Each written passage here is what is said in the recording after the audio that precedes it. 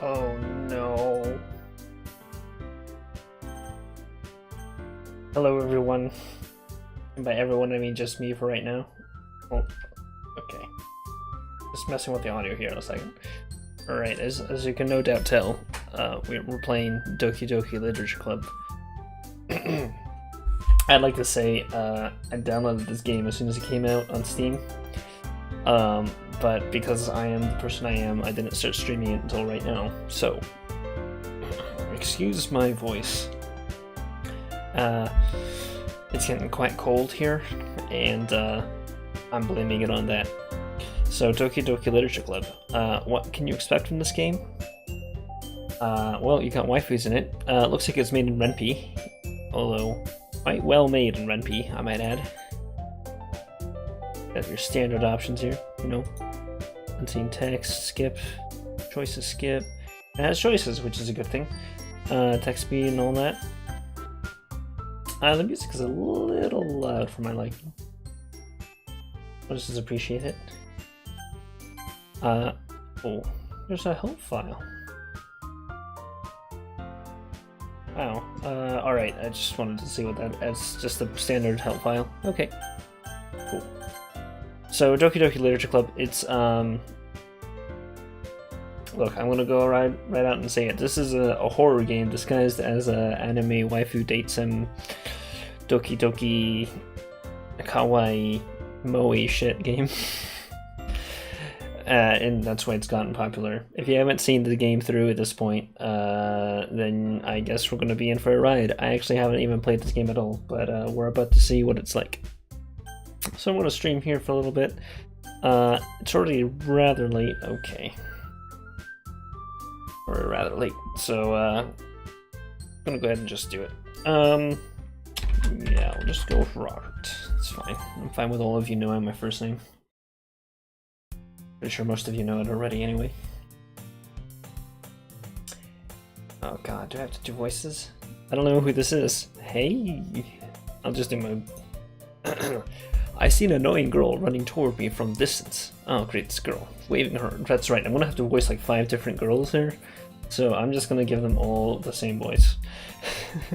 Waving her arms in the air like she's totally oblivious to any attention she might draw to herself.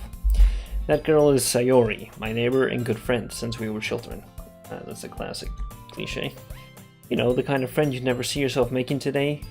You'd never see yourself making today, but just kind of works out because you've known each other for so long. See yourself making today. Making... I don't know, something about that sentence is stripping me up. Anyway, we used to walk to school together on days like this, but starting around high school, she would oversleep more and more frequently, and I would get tired of waiting up. If she's going to chase after me like this, I almost feel better off running away. However, I just sigh and idle in front of the crosswalk and let Sayori catch up to me. I'm not doing that. I overslept again, but I caught you this time. Maybe, but... that's me. Maybe, but only because I decided to stop and wait for you. I'm not doing that. You say that like you were thinking about ignoring me. That's mean, Robert. Well, if people stare at you for acting weird, then I don't want them to think we're a couple or something. Oh, wow.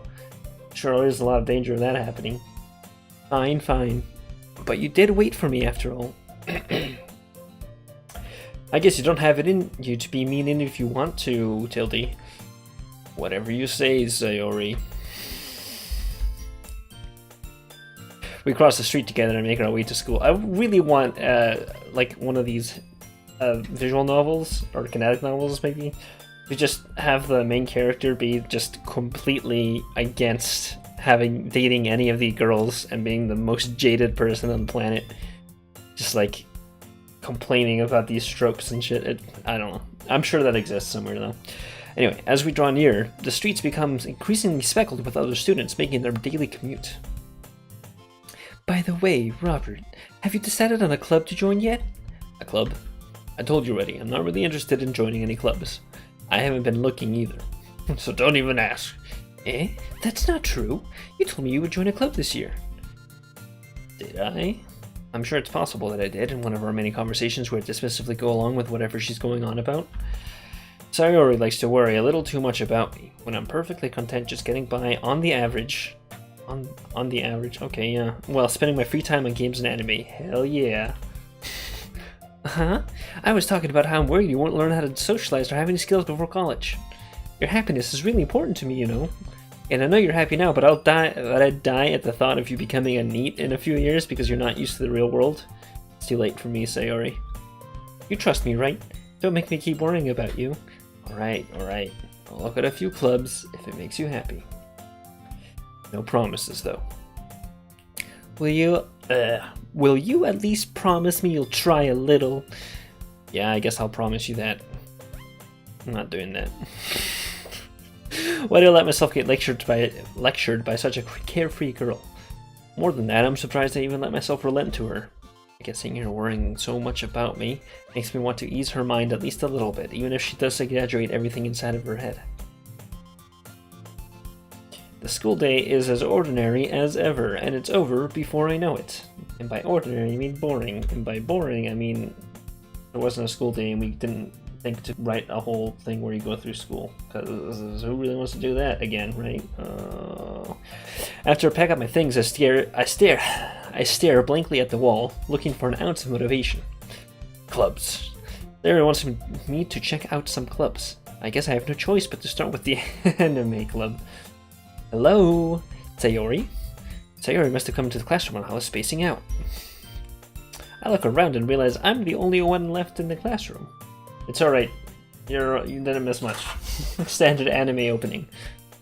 I just thought I'd catch you coming out of the classroom, but I saw you just sitting here and spacing out, so I came in. Honestly, you're even worse than me sometimes. I'm impressed. Also, hi, Venko.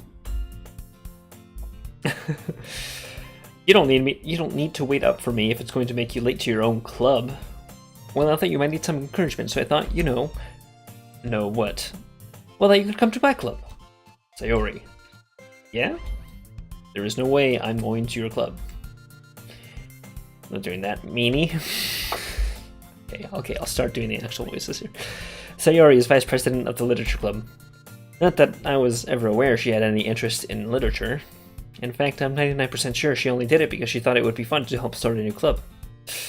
Since she was the first one to show interest after the one who proposed the club, she inherited the title vice president. That said, my interest in literature is guaranteed to be even less. Yeah, I'm going to the anime club. Come on, please. Why do you care so much anyway? Well, I really like the art. I was expecting this to be kind of a lackluster or standardish, but it's actually pretty nice. I like the style a lot. And it's not super moe shit, even though the very freaking anyway. I kind of told the club yesterday would bring in a new member, and Natsuke made cupcakes and everything. What the fuck is that? Don't make promises you can't keep. I can't tell if Sayori is really that much of an airhead, or if she's so cunning as to have planned all of this out. Jesus Christ. I let out a long sigh. Fine, I'll stop by for the cupcake, okay? Yes, let's go, Tildy. And thus, today marks the day I sold my soul for a cupcake. Literally, though, this was going to happen. I think that's what happened. I dejectedly follow Sayori across the school and upstairs, a section of the school I rarely visit, being generally used for third-year classes and activities. Sayori, full of energy, swings open the classroom door. Oh no. Oh god. Everyone, the new member is here. I told you, don't call me a new member. Eh? I glance around the room. Glass. Girl 1. That's her name. That's just how she's called. Welcome to the literature club. It's a pleasure meeting you. Sayori always says nice things about you. Okay, yeah, alright. Seriously? You brought a boy? Way to kill the atmosphere. What, are you guys just girls, I guess? Ah, Robert, what a nice surprise. Welcome to the club. Ellipses. All words escape me in this situation. This club is full of incredibly cute girls, too! Exclamation points. I mean, are they really incredibly cute? I think it's just the hair, honestly. Like, it makes up like a quarter of their entire character. Anyway, what are you looking at? If you want to say something, say it. Sorry. Natsuke. Oh, Sundari? Sundari? The girl with the sour attitude, whose name is apparently Natsuki, is one I don't recognize. Her small figure makes me think she's probably a first year. Oh, I should not be associating with her then. She's also the one who made cupcakes according to Sayori. Oh my god. You can just ignore her when she gets moody, Tildy. Sayori says that quietly into my ear. Yeah, that's not weird at all. Then turns back towards the other girls. Anyway, this is Natsuki, always full of energy. And this is Yuri, the smartest in the club. Okay. Don't say things like that. Yuri, who appears comparably more mature and timid, seems to have a hard time keeping up with people like Sayori and Natsuki. Well, it's nice to meet both of you. Wow, it's almost like I'm meeting girls in real life, speaking the exact same. And it sounds like you already know Monica, is that right? That's right. I feel like I don't know, something about that Monica seems familiar to me. It's great. It's some other character in an anime wave game. It's great to see you again, Robert. Monica smiles sweetly. And the skirt just lifts up a little bit in front like it always does. We do know each other. Well, we rarely talked, but we were in the same class last year. Monica was probably the most popular girl in class, smart, beautiful, and athletic. Basically completely out of my league. Oh my god. Leagues don't exist. Well, I mean, besides as a unit of measurement. So having her smile at me so genuinely feels a little... You too, Monica. Come sit down, Robert. We made room for you at the table so you can sit next to me or Monica. I'll get the cupcakes, Tildy. Hey, I made them. I'll get them. Sorry, I got a little too excited, Tildy. Is she gonna have a Tildy after every single one of her lines? Then how about I make some tea as well?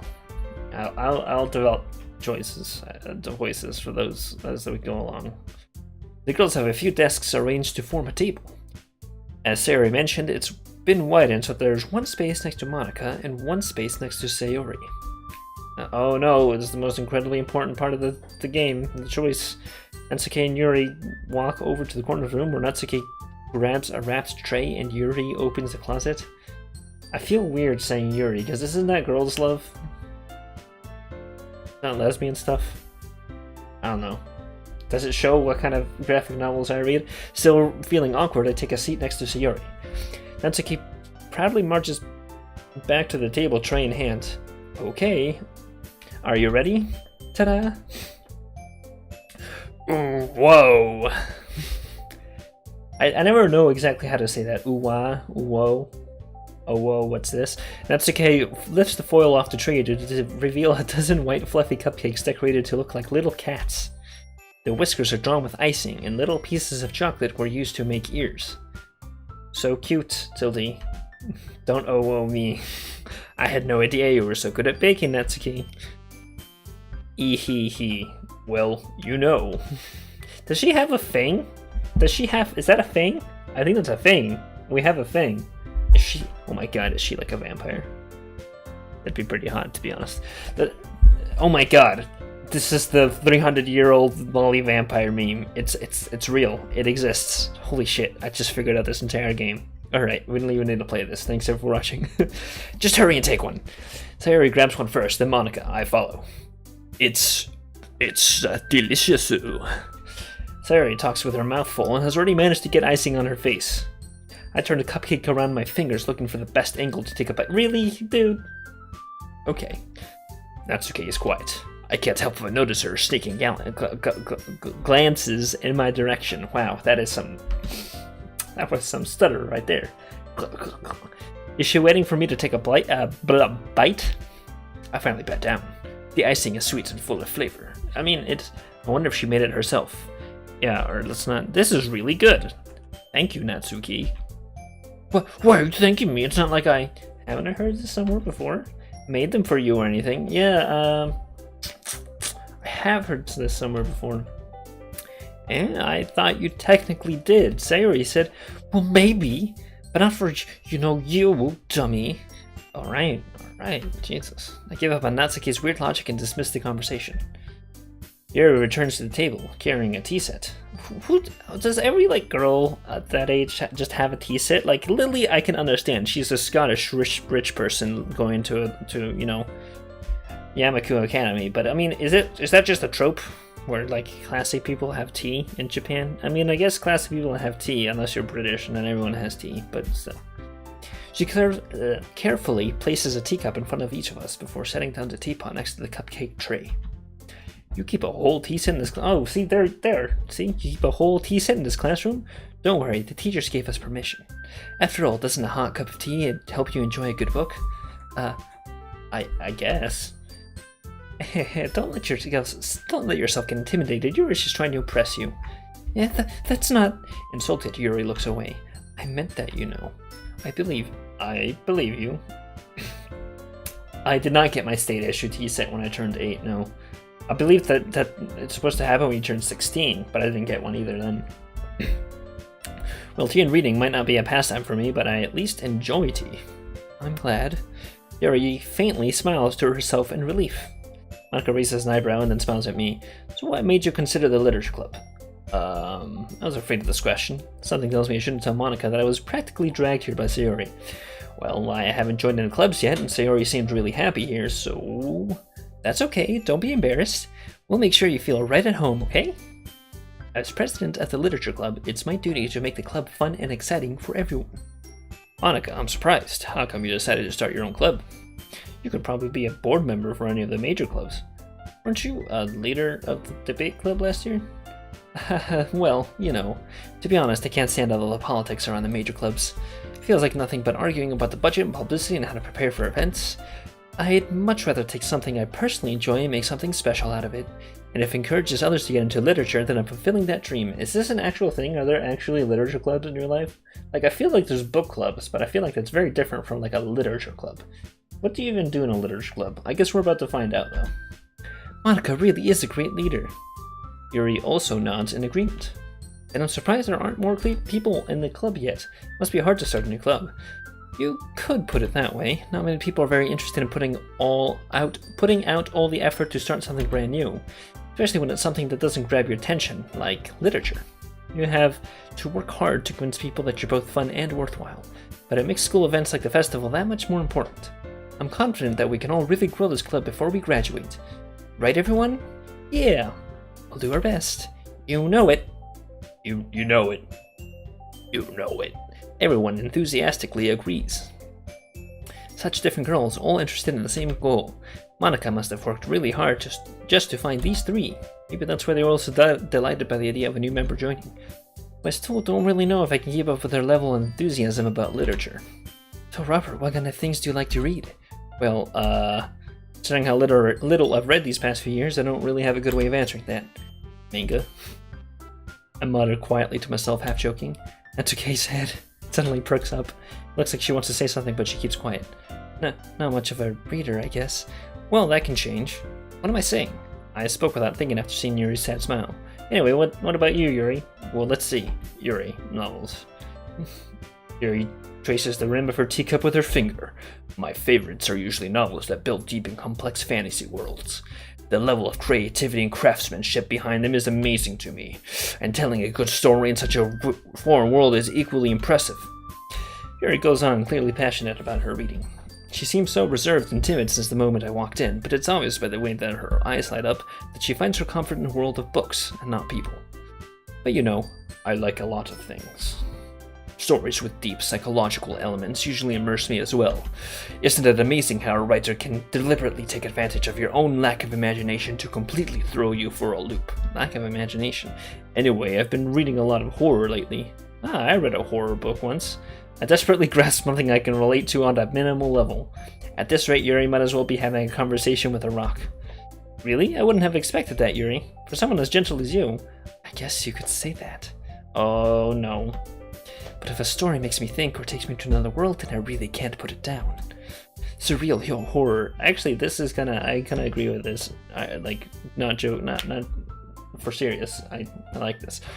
Surreal horror is often very successful at changing the way you look at the world, if only for a brief moment. Ugh, I hate horror. Oh, why is that? Well, Natsuki's eyes darted over to me for a split second. Never mind. That's right, you usually like to write about cute things, don't you, Natsuki? What? What gives you that idea? You left a piece of scrap paper behind last club meeting? It looked like you were working on a poem called "Don't Say It Out Loud!" double exclamation point. And give that back. Fine, tilde. Your cupcakes, your poems, everything you do is just as cute as you are, tilde. Sayori sidles up behind Natsuki and puts her hands on her shoulders. I'm not cute. Natsuki, you write your own poems? Well, I guess sometimes. What do you care? I think that's impressive. Why don't you share them sometime? No. Natsuki averts her eyes. You wouldn't like them. Not a very confident writer yet? I understand how Natsuki feels. Sharing that level of writing takes more than just confidence. The truest form of writing is writing to oneself. You must be willing to open up to your readers, exposing your vulnerabilities and showing even the deepest reaches of your heart. Do you have writing experience too, Yuri? Maybe if you share some of your work, you can set an example and help Natsuki feel comfortable enough to share hers. Ellipses? I guess it's the same for Yuri. Oh, I wanted to read everyone's poems. They all sit in silence for a moment. There's not a lot of reading going on here. And for my end, yeah, but okay. I have an idea, everyone. Tilde. Ellipses with a question mark. Natsuki and Yuri look quizzically at Monika. Let's all go home and write a poem of our own. This isn't literature, this is English class. Then next time we meet, we'll all share them with each other. That way everyone is even. Ellipses. Yeah, let's do it.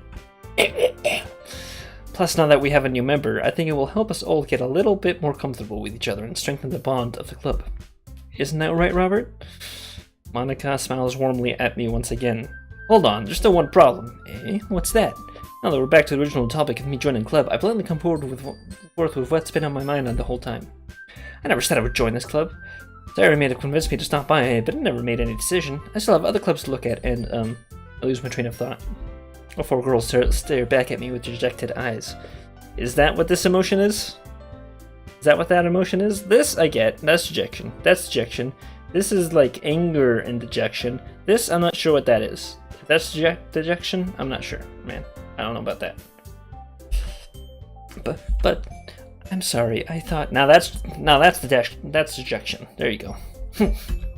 Robert, you all defenseless against these girls. God damn it, man! Be strong. Be strong. You are a man. Go your own way. I'm sorry. How am I supposed to make a clear-headed decision when it's like this? That is, if writing poems is the price I need to pay in order to spend every day with these beautiful girls. Right. Okay, I've decided then. I'll join the literature club. One by one, the girls' eyes light up. Yes, I'm so happy. Triple Y with the tilde at the end. Sayori wraps her arms around me, jumping up and down. Hey. You really did scare me for a moment. Scare you. If you really just came for the cupcakes, I would be super pissed. And that makes it official. How are you in that pose? How do you just instantly get into that pose? Welcome to the Literature Club. Thanks, I guess. Okay, everyone. I think with that we can officially end today's meeting on a good note. Wasn't that like a 20-minute meeting? Jesus. Everyone remember tonight's assignment. Write a poem to bring to the next meeting so we can all share. Monika looks over at me once more. Robert, I look forward to seeing how you express yourself. He with the next tilde at the end. Yeah. Can I really impress the class star Monika with my mediocre writing skills? You have writing skills? That's surprising. I already feel the anxiety welling up inside of me. Meanwhile, the girls continue to chit-chat as Yuri and Natsuki clean up their food. Hey Robert, since we're already here, do you want to walk home together? That's right, Sayori and I never walk home together anymore because she always stayed after school for clubs. Sure, might as well. Oh no. This is gonna go badly. Yay. Tilde. If this is anything like Katawi Shoujo, and it's not. There's just no, because none of these girls seem crippled thus far. This is a bad day. With that, the two of us depart the club room and make our way home. The whole way my mind wanders back and forth between the four girls. Sayori, Natsuki, Yuri, and of course Monika. Will I really be happy spending every day after school in a literature club? Perhaps I'll have the chance to grow closer to one of these girls. Alright, I'll just need to make the most of my circumstances, and I'm sure good fortune will find me. God damn it, and I guess that starts with writing a poem tonight. Read a good one. What's this then? Oh no, oh Jesus. Attempt to write a poem. Pick words you think your favorite club member will like. Something good might happen with whoever likes your poem the most. Okay. Okay. Infallible. Kitty. Doki Doki. Oh Jesus, I have to actually write this? What? Okay, so I assume this is like the ranking? Kitty. That's rather not good, yeah. Games? That. Okay. Sweet. Okay. Contamination. I don't know, dude. Candy. Here. Oh Jesus. Okay. So if I have to guess which one of them. Kind of neat. All right. Kawaii. Let's go kawaii. All right. I don't know. Marshmallow. Extraordinary. So I assume. So that. Okay. All right. It's Heaven Sent Wonderful Fantasy. So I just kind of have to. Okay. So definitely the lolly. Fantasy. So fantasy. That was her. That was Yuri. And then. Sayori is like everything else. Sayori didn't really tell us what she was into.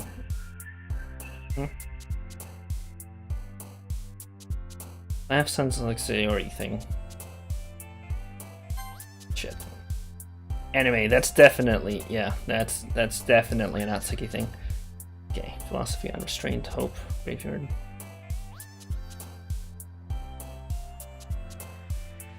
So I guess it's kind of like cute things.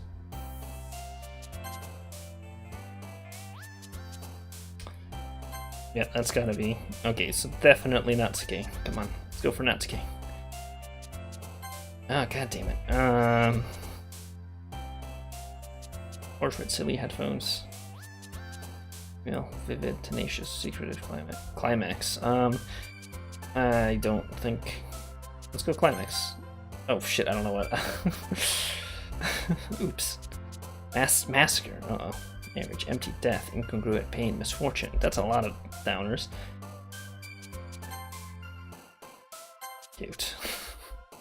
Alright, amazing. Tragedy, cage, hurt, lazy, atone. Skipping, embrace. Parfait. Electricity and night count? Electricity? I don't know, man. I feel like this is gonna go badly. Hi again, Robert. Glad to see you didn't run away on us. Ha ha ha ha. Nah, don't worry. This might be a little strange for me, but at least keep my word. Well, I'm back at the Literature Club. I was the last to come in, so everyone else is already hanging out. Thanks for keeping your promise, Robert. I hope this isn't too overwhelming of a commitment for you. Making you dive headfirst into literature when you're not accustomed to it. Oh, come on, like he deserves any slack. Sayori told me you didn't even want to join any clubs this year. And last year, too. I don't know if you plan to just come in here and hang out or what, but if you don't take us seriously, then you won't see the end of it. That's okay, you certainly have a big mouth for someone who keeps her manga collection in the club room. Natsuki finds herself stuck between saying Monica and manga. Manga is literature! It's called hentai, and it's art. Swiftly defeated, Natsuki plops back into her seat. Don't worry, guys. Aren't they all girls? It's kind of sexist of you, Sayori. Robert always gives his best as long as he's having fun. He helps me with busy work without me even asking. Like cooking, cleaning my room. How dependable. Sorry, that's because your room is so messy it's distracting, and you almost set your house on fire once. Is that so? You two are really good friends, aren't you? I might be a little jealous.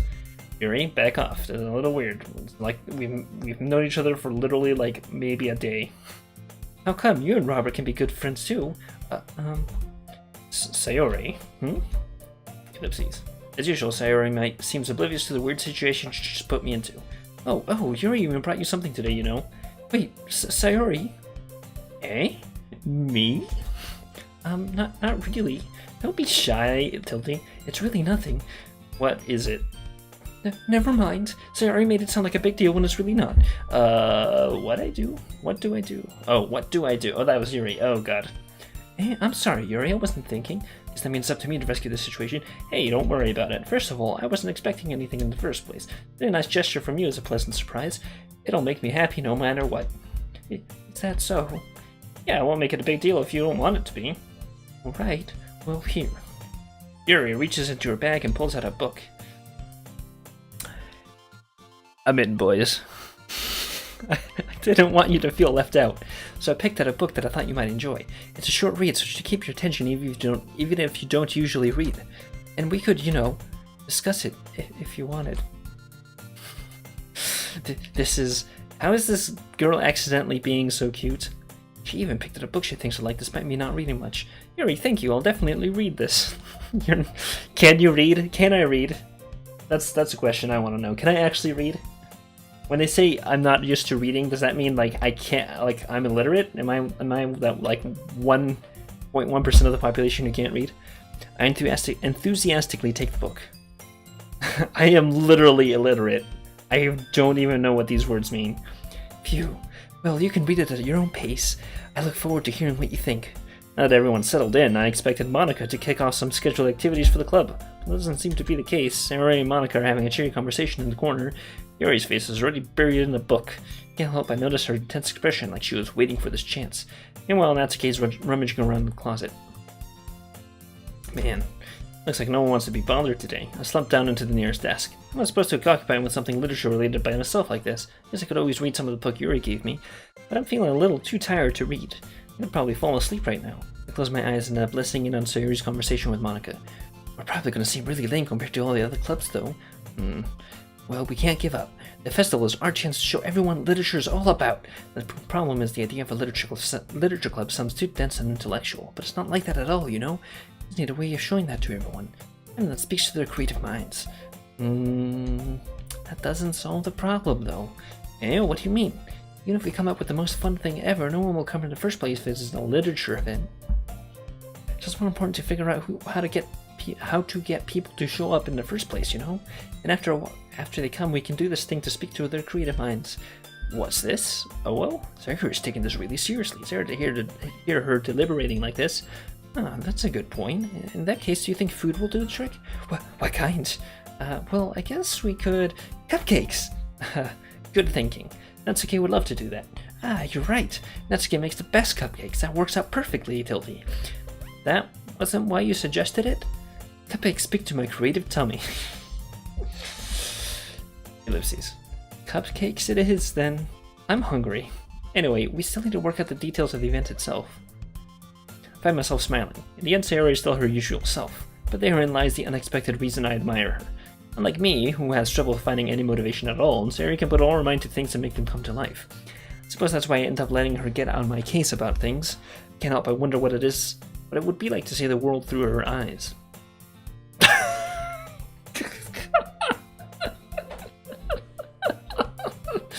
Oh, good. That's a good one. Ooh, I opened my eyes to find Sayori's face filling my vision. I nearly fall out of my chair. I love that. I love those things like that. Oh man. I honestly think that kind of humor with visual novels is some of the greatest stuff. I just love it. It always gets me.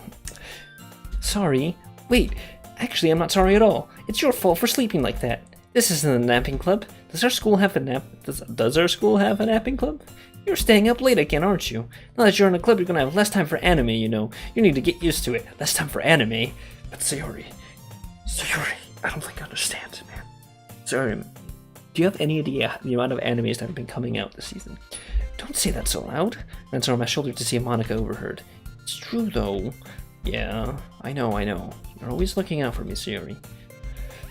It's what I do best. That's a problem. What about you? You look out for me better than you look out for yourself. You're still oversleeping every day, aren't you? Eh?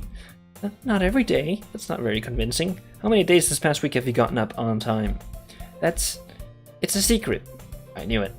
Come on. At least give me the benefit of the doubt. I can't even do that. Look, Sayori, it's written all over you, eh? Sayori glances around at herself. How is it written all over me? You were clearly in a rush this morning. Look, your hair's still sticking out all around here. Uh-oh. I run my fingertips down the side of Sayori's hair, trying to straighten it out. Uh-oh. Bad touch. Stranger danger. Man, you really need a brush for this. How do I know more about brushing than she does? My hair is just really hard to get right. I won't fall for that. There's more than just your hair. Look, your bow isn't straight either. And there's a toothpaste stain in your collar there. Where? I don't see it. Oh, is that... Wait, is that this? That's not a collar, though. Here? I don't see it. Try to wipe off the stain with my finger. But nobody would ever notice that. Of course they would. No one's going to tell you about it because they don't want to embarrass you. Fortunately, I really don't care about that. Hey, you meanie. And you don't even keep your blazer buttoned up. Seriously, Sayori, why do you think you don't have a boyfriend yet? Really, dude? You're going to lay into her about that? Jesus Christ, it's high school. Some people don't have fucking... Jesus. That's super mean. It is. Sorry, but you'll thank me later. I start to button her blazer from the bottom. Once you see how much better it looks, you'll change your mind. Oh, gee. This is so funny. What is? Well, I was just thinking how weird it is to have a friend who does these kinds of things. Eh? Don't say that. You'll make me feel weird about it, stupid. It's okay, baka. It's okay, though. I'm happy we're like this, aren't you? I'm not. I guess. Hey, be careful. The button might come off. Why is this one so hard to close? Why is this one so hard to close? Why is this one so hard to close? How oblivious of a character... God damn it, Vinko! I struggled to fully close a button near her chest. Gee, I wonder when... Does this thing even fit you properly? It did when I bought it. If you ever buttoned it, you would have noticed it sooner that it doesn't fit you anymore. What are you smiling about? It means my boobs got bigger again. Don't say that out loud! Anyway, you look much better now, so... Why does it feel strange to see Sayori's blazer buttoned up like that? But it's so stuffy. It's not worth it at all. Sayori hastily unbuttons her blazer once more. Phew, that's so much better.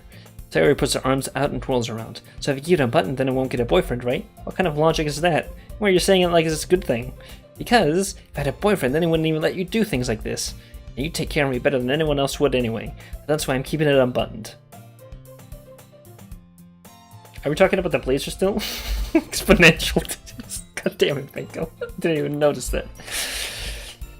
Stop saying all these embarrassing things. I didn't say anything embarrassing. Jeez. Well, anyway, just focus on trying to wake up a little earlier. Only if you focus on going to bed earlier. Fine. It's a deal. I guess we really are better taking care of each other than we are taking care of ourselves. Yeah, I guess so, huh? So maybe you should come wake me up in the morning. You're doing it again, Sayori. Aw, but I was joking that time. Man, it's impossible to tell with you sometimes. Okay, everyone. Seriously, there's only 4 people in here. And half of them... No, 5 people, I guess. Like, we can't just... Okay. Hey? Monica suddenly calls out. Why don't we share the poems we wrote now? Yay! Robert, I can't wait to read yours. Yeah, same. I fail to sound enthusiastic. But Sayori still trots away to retrieve her poem. By the way, did you remember to write a poem last night? Yeah. My relaxation ends. Can't believe I agreed to do something so embarrassing. I couldn't really find much inspiration since I've never really done this before. Well, now that everyone's ready, why don't you find someone to share with? Can't wait, Tildy. Sayori and Monica enthusiastically pull out their poems. Theirs is on a wrinkled piece of loose leaf torn from a spiral notebook. On the other hand, Monica wrote hers in a composition notebook. Ooh, wow, fancy. It's only like 10 cents more. I can already see Monica's pristine handwriting from where I sit. Natsuki and Yuri reluctantly comply as well, reaching into their bags. I do the same myself. Who should I show my poem to first? Natsuki, 500-year-old vampire lolly. I told Natsuki I was interested in her poems yesterday. It's probably only fair if I shared mine with her first.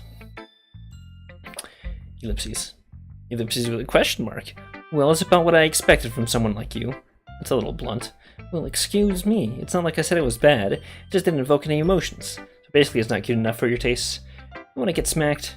I'll pass. Well, anyway, I guess I need to show you mine. Not that you'll like it. Eagles can fly. Monkeys can climb. Critters can lead. Horses can race. Owls can seek. Cheetahs can run. Eagles can fly. People can try, but that's about it. Like outside poem area. Oh, okay. Yeah, I told you you weren't gonna like it. I like it. What? Just be honest. I am. Why are you so convinced that I wouldn't like it? Well, because everyone in high school thinks that writing has to be all sophisticated and stuff, so people don't even take my writing seriously, but it is... But isn't the point of poems for people to express themselves? Your writing style wouldn't make your message any less valid. Yes, exactly. I like it when it's easy to read, but it's too hard. Like in this poem. Seeing everyone with the one around you do great things can be really disheartening, so I decided to write about it. Yeah, I understand. But the other nice thing about simple writing is that it puts more weight on the wordplay. Like I set up for a write in the end, but it made it all fall flat on purpose. It helps bring out the feeling in the last line. So you did. I guess more went into it than I realized. That's what it means to be a pro. I'm glad you learned something. I expect that from the youngest one here, did you? Yeah, guess not. I had to humor her with that last comment. I don't really care how old everyone is, but if Natsuki's feeling proud, then I won't take that away from her. So clearly I messed up that poem. Which means that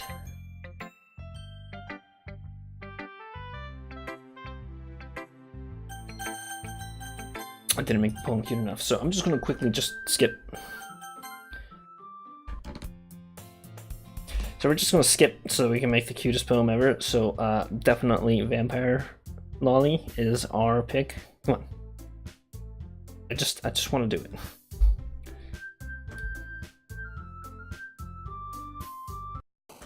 Okay, so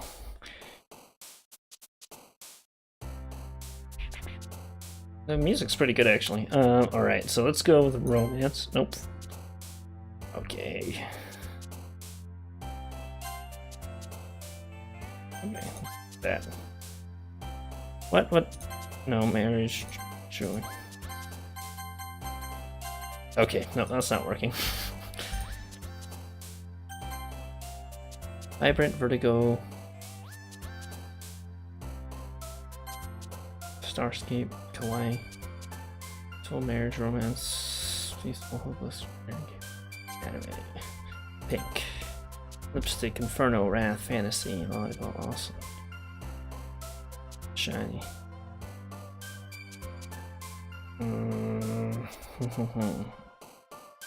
Shiny, yeah.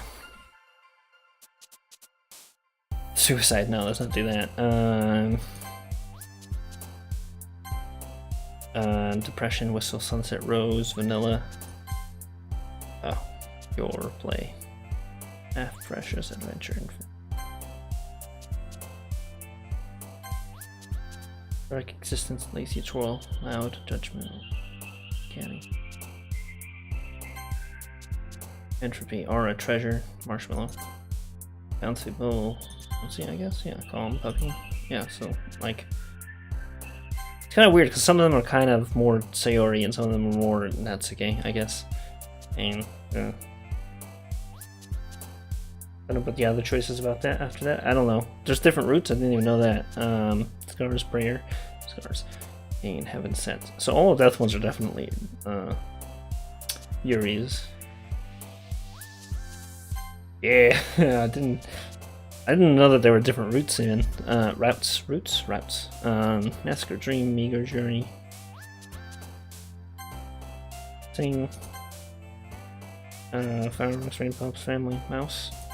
Okay, Mouse, I guess. That's Mouse. Okay, let's go ahead and just skip.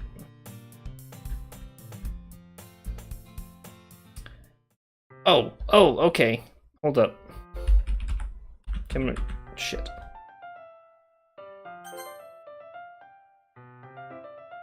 Oh, we're not supposed to be skipping unseen text. What the heck? Okay.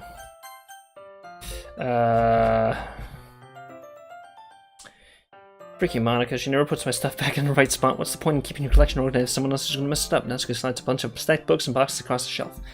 You manga too, right? Sometimes. So it's different. Oh, so it is different based on the. Okay, so I wasn't sure. Alright. Manga is one of those things where you can't really admit you're really into it until you figure out where the other person stands. Have I played this before? No, I haven't played this before. I have not played this at all before. I was just trying to see if Natsuki, if I could make it cuter for Natsuki. Natsuki? I don't know. How did you know anyway? I heard you bring it up at some point. Besides, it's kind of written on your face. What's that supposed to mean? I see. There's a lone volume of manga amidst a stack of various books on the side of one of the shelves. Curious, I haven't even read about it. I'm still completely blind into this, pretty much. Oh, not completely. I know that it's obviously going to be a horror game at the end, but... Oh, shit. Oh, fuck. There it is. Natsuki snatches it out of my hand. Okay, yeah. Most other Renpi games actually have a way to reverse the text, but I guess this one doesn't. She then turns to a box of manga and slips the volume right into the middle of the rest. Ah, much better. Seeing a box set with one book missing is probably the most irritating sight in the world. Also, I'm gonna go... I already saved. Alright, cool. I know that feel. IKTF. I get a closer look at the box set she's admiring. Parfait Girls? It's a series I've never heard of in my life. It probably means it's either way out of my demographic, or it's simply terrible. If you're gonna judge, you can do it right through the glass on that door. He points to the classroom door. Hey, I wasn't judging anything. I didn't even say anything. Here's the tone of your voice. But I'll tell you one thing, Robert. Pretend there's a lesson straight from the literature club. Don't judge a book by its clover. Flubber. In fact, Natsuki pulls out the first volume of Parfait Girls from the box. I want to show you exactly why. She shoves the book right into my hands. Ah, I stare at the cover. It features 4 girls in colorful attire striking animated feminine poses. It's exceedingly moe. Oh, it's a moe shit. Don't just stand there. Well, Natsuki grabs my arm and pulls me out of the closet. That's intentional. She then takes a seat against the wall beneath the window sills. She pats on the ground next to her, signaling me to sit there. Wouldn't chairs be more comfortable? I take my seat. Chairs wouldn't work. We can't read at the same time like that. Oh, that's adorable, actually. Oh. Hey, what's that? Why is that? I guess it's easier to be close together like this. Is that a hyphen? I think it's a hyphen. Don't you say that! You're making me feel weird about it. Now I'm sorry. Natsuki crosses her arms and scooches an inch away from me. So sorry. I didn't exactly expect to be sitting this close to her either. Not that I can say it's a particularly bad thing. I open the book. Only a few seconds before Natsuki once again inches closer, reclaiming additional space while she hopes I won't notice. I can feel her peering over my shoulder, much more eager to begin reading than I am. Wow, how long has it been since I read the beginning? You don't go back and flip through the older volumes every now and then? Not really. Maybe sometimes after I've already finished the series. Hey, are you paying attention? I am, but nothing's really happened yet, so I can talk at the same time. Looks like it's about a bunch of friends in high school. Typical slice of life affair. It's mo shit. I kinda grew out of these, since it's rare for the writing to be entertaining enough to make up for the lack of plot. Bueno. So, what should I expect from this? Is it going to be plot? Good plot? Are we talking about the good plot, or are we talking about like the story plot? Well, obviously, you think I'd enjoy something that didn't have a plot? I mean, I guess I know what you're saying. A lot of the beginning is about simple things. Like there's a really funny chapter where they're obsessed with a guy at the ice cream shop. But that just helps you get to know the characters. Besides, it's still entertaining. Are we going meta right now? But later on, there's all kinds of drama. Is this literally... or is this how this is going to go down? Like when they get into the backstories and when some of the romance starts happening, that's Katawa Shoujo. That's what really makes it so good. There's so many touching parts. Is that so? Sounds like you really know what you're talking about. Maybe I underestimated you. Hey, wait, what's that supposed to mean? Natsuki gives me a little shove. I just meant that I haven't seen you yet at your full power. Good save. This chapter seems like seems like it's about baking. It's just a guess, but is there a lot of baking in this manga? Well, Natsuki pauses for a moment as if she does want to admit something. Yeah, what does that matter? It doesn't. I was just curious. Since you enjoy baking too, right? That's just a coincidence. I just happened to get around baking at the same time I got this manga. Got him. Like I would ever get into anything because it's in a manga. I feel bad for anyone that impressionable. Hahaha. Definitely not a coincidence. Oh ho ho ho. I should have done that for her laugh. Oh well, missed opportunity. I guess that explains Natsuki's interest in baking. Still, of all the hobbies to pick up for a manga, that's definitely one of the better ones. Not to mention, she's really good at it, so who am I to judge? Oh, this is an adorable shot. Ellipses. We read on for a few short minutes. Mangoes. I've finished a couple chapters at this point. Ellipses. Are you sure this isn't boring for you? It's not, even though you were just watching me read. Well, I'm fine with that, if you say so. I guess it's fun sharing something you like with someone else. I just get excited when I convince any of my friends to pick up a series I enjoy. You know what I mean? Ellipses question mark?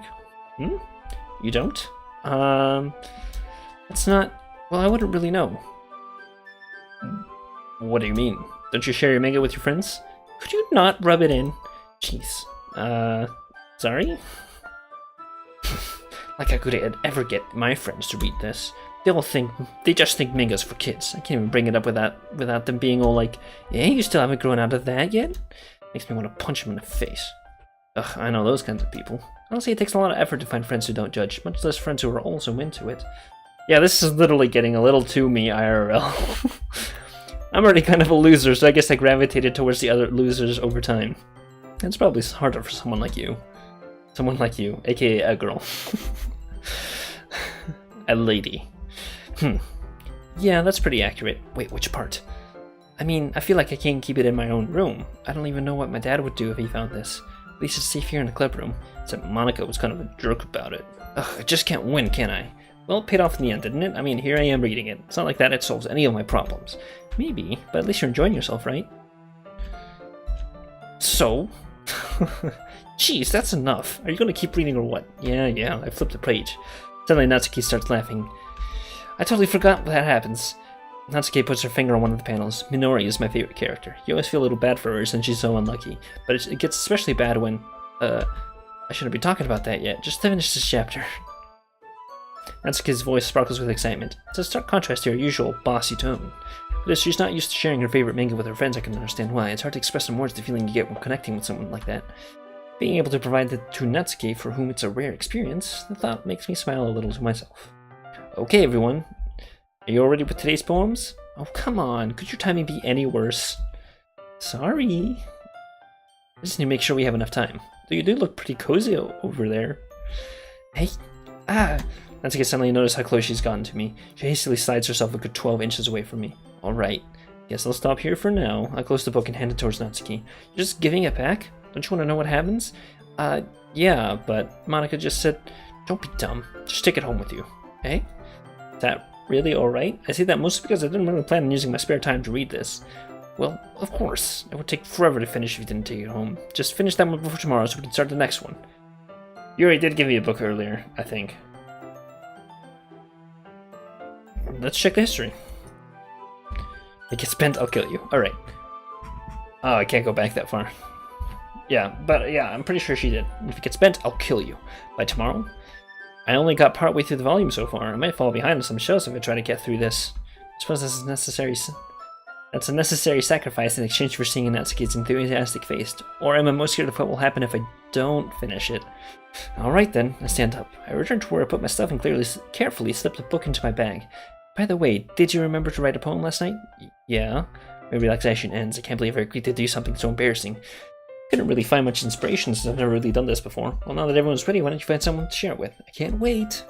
Sorry, Monica enthusiastically pull out the poems. Monica's pristine handwriting. Okay, we're caught up to where we were. Okay, so like we said, Natsuki. Natsuki, I was interested in her poems yesterday. Yeah, only share. Okay, now let's see what she says. Okay, well, let's start with the things I don't like. First of all, ellipses. Natsuki rereads my poem. Never mind, I don't feel like giving you my opinion. What's the point of sharing in the first place?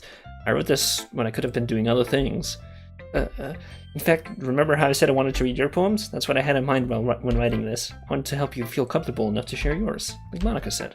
Well, I would be more comfortable sharing my poem if yours was really bad. You're supposed to show me some dumb poem and make me go, ha, well, it's not that great, but let me show you what real literature looks like, and you went and ruined it. I hope you're happy. Ellipses. So in other words, you're saying you liked it. Natsuki's retort gets caught in her throat. Oh, you don't understand anything, do you? I already told you you don't have to go announcing it to the world like you're all self-important. Pretty sure you never actually said that. I say that mostly to myself. Natsuki must really hate me or something. Can't figure out if it's a win or a loss that she liked my poem. In any case, you still need to show me yours, right? This is kind of weird. Fine, I guess. Only because Monica will make me if I don't. Yeah, told you weren't gonna like it. I like it. Da, da, da. Yep, your writing style. Bum, bum, bum. It's good. It's good. Filling in the last line. We know that. We know that. Okay. Now we're at okay. Let's see what sorry this is. Probably not. This is a good poem, Robert. Is yours your first time? Of course. It's not that good. Am I the kind of guy who would be writing poems in his spare time? I guess you're bright. But that's why it impressed me. Well, to be honest, I was afraid you wouldn't do it seriously, or that you wouldn't write one at all. I'm just really happy that you wrote one. It just reminds me that you're really part of the club now. Not to mention the fact that I'm standing in front of you in the club room. Well, of course. I'm not really into it yet, but it doesn't mean I'll break my promise. See? It's like I said before, Robert. Deep down, you're not selfish at all, you know that? Writing new things like this for other people? That's something only really good people do. Thanks, Sayori. Sure, Sayori sees the full picture of my motive here. And again, can't deny she's part of the reason I joined, knowing how much this means to her and all. Yeah, I'm gonna make sure you have lots of fun here, okay? That will be my way of thanking you. Alright, I'll hold you to that then. Now you'll read my poem too, right? Don't worry, I'm really bad at this. We'll see about that. Dear sunshine, the way you glow through my blinds in the morning, it makes me feel like you missed me, kissing my forehead to help me out of bed, making me rub the sleepy from my eyes. Are you asking me to come out and play? Are you trusting me to wish away a rainy day? I look above, the sky is blue, it's a secret, but I trust you too. If it wasn't for you, I could sleep forever, but I'm not mad, I want breakfast. This is more of a classical poem, but it's good, it's decent. Sayori, it's just a guess, but did you wait until the morning to write this? No. Just a little bit. You can't answer just a little bit to a yes or no question. I forgot to do it last night. Well, at least that makes me feel a little better about myself. Don't be mean. I still tried my best. Yeah. I didn't mean to say it was a bad poem. It came out nice, or how should I put it? It sounds just like you. Your voice comes through very clearly. Really? Yeah. Especially that last line. I made eggs and toast, even though you were late to school. It's bad to skip breakfast. I get all cranky. Well, there's no point in arguing. Anyway, thank you for showing me. This was so much fun. Monica's the best. Yeah, but next time I won't forget. And I'm gonna write the best poem ever. Well, I guess I look forward to it. Do I show it to everyone? I guess I'll show it to Monica. Fuck Yuri. Hi, Robert. Having a good time so far? Yeah. Good, glad to hear it. By the way, since you're new to everything, if you ever have any suggestions for the club, like new activities or things we can do better, I'm always listening. Don't be afraid to bring things up, okay? Alright, I'll keep that in mind. Of course I'll be afraid to bring things up. I'm much better off just going with the flow until I'm more settled in. Anyway, want to share your poem with me? It's kind of embarrassing, but I guess I have to. Don't worry, Robert. We're all a little embarrassed today, you know. That's sort of the barrier we'll all learn to get past soon. Yeah, that's true. I hand Monica my poem. I like it. Really? It's a lot cuter than I expected. Oh, jeez. No. It kind of makes me think of something Natsuki would write. And she's a good writer too, so take that as a compliment. If you say so. Yep. By any chance, have you read anything by Shel Silverstein? I actually have. Many things. Tell me more about this, Monica.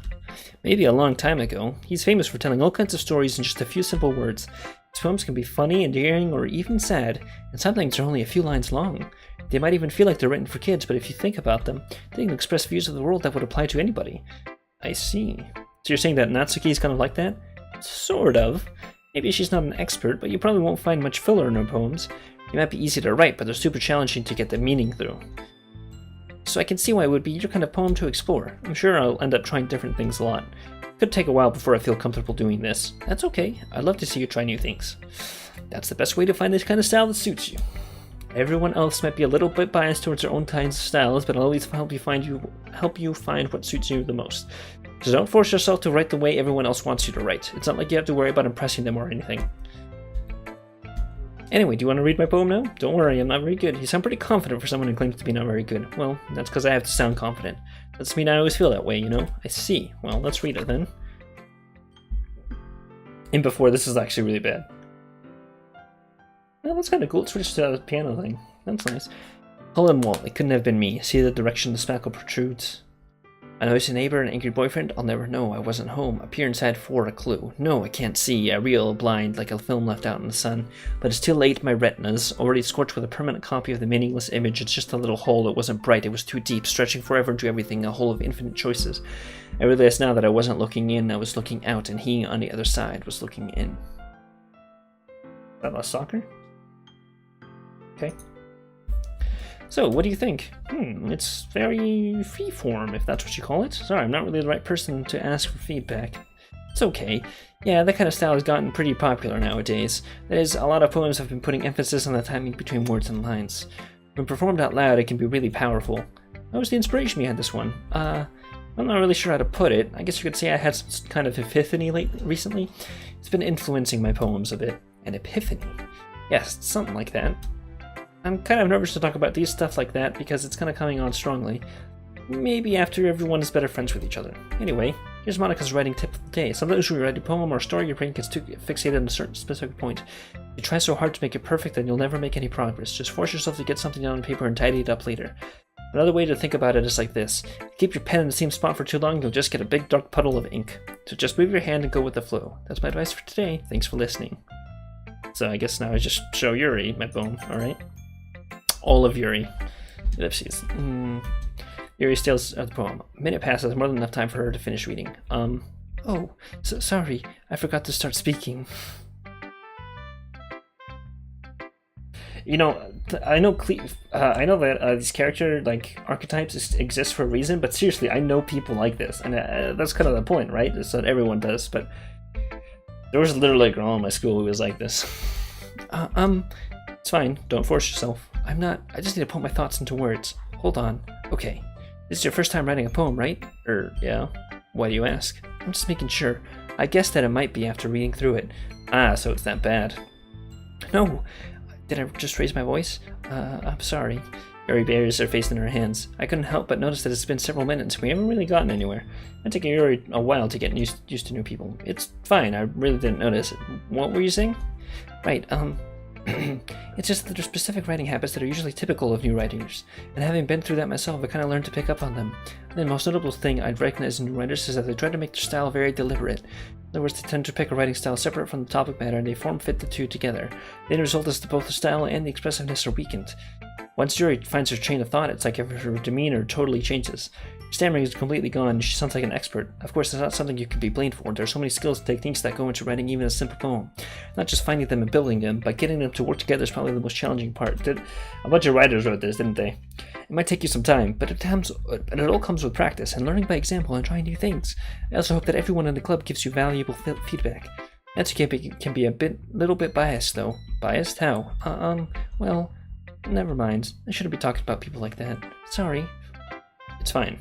I'm not sure if Yuri's apologizing to herself, to me, or to Natsuki. You mind if I read your poem now? Please do. I'd love to share my thought process behind it. Yuri smiles dreamily as if that's a rare opportunity for her. Itself is kind of funny, after all. Isn't this supposed to be a literature club?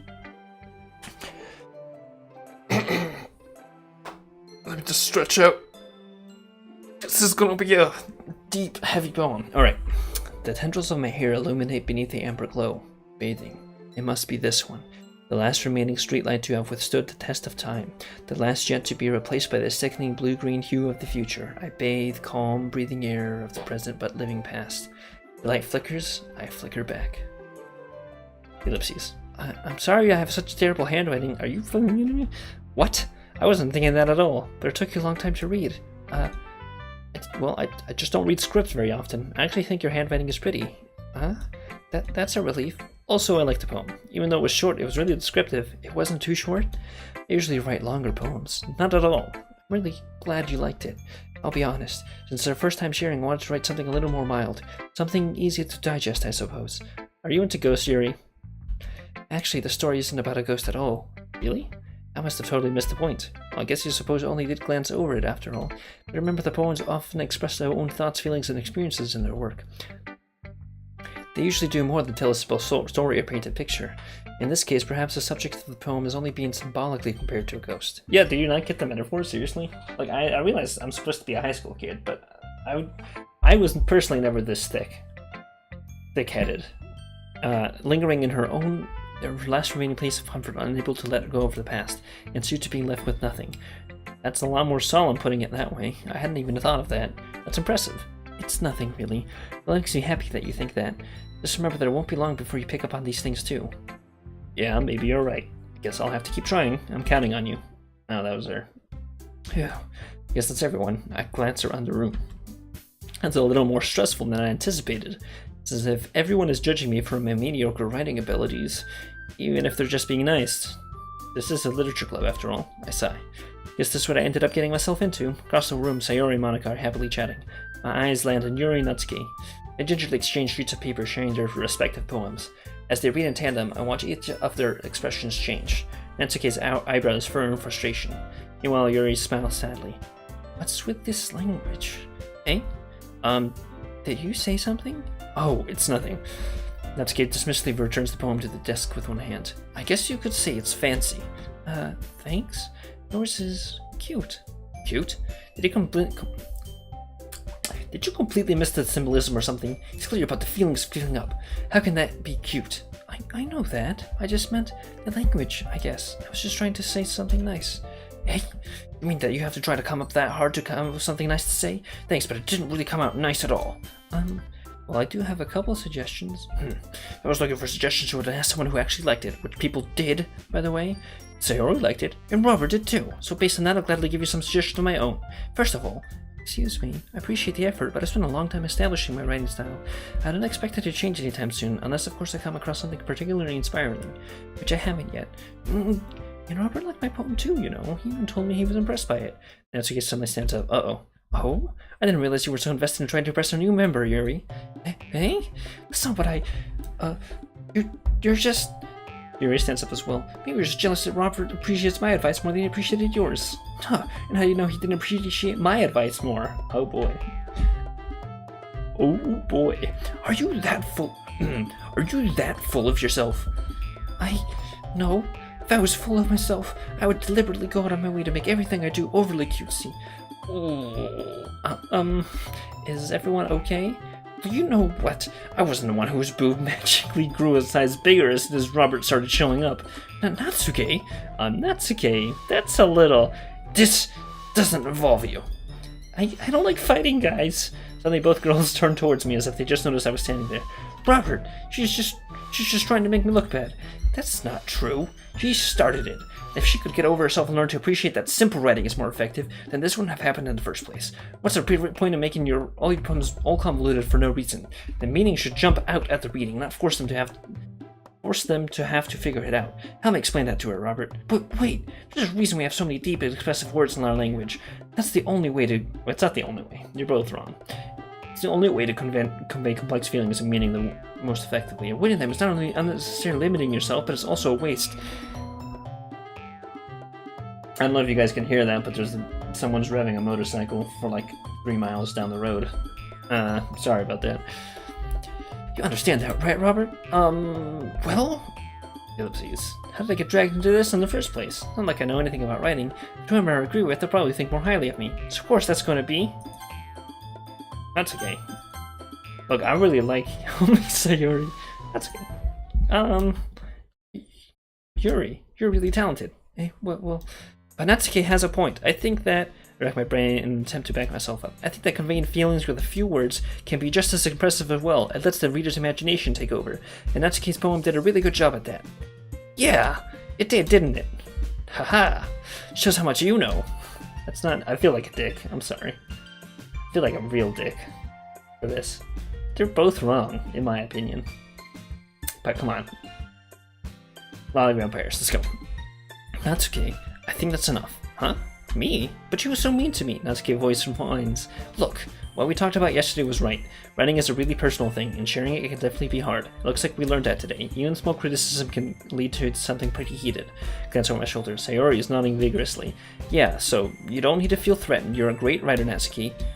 Natsuki's voice gets caught in surprise. Thanks for noticing. She finally mutters that, barely audible. Yuri looks at me dejectedly. With a face like that, I can't help but feel bad for her as well. Yeah, I'm sure that Natsuki didn't mean everything she said. You don't need to feel threatened either. Well, if you say so. Hey, it's not like you need to apologize for me, Robert. Sheesh.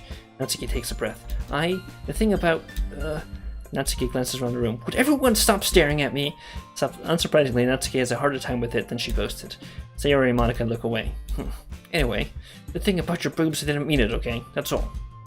Natsuki looks away, avoiding eye contact with anyone.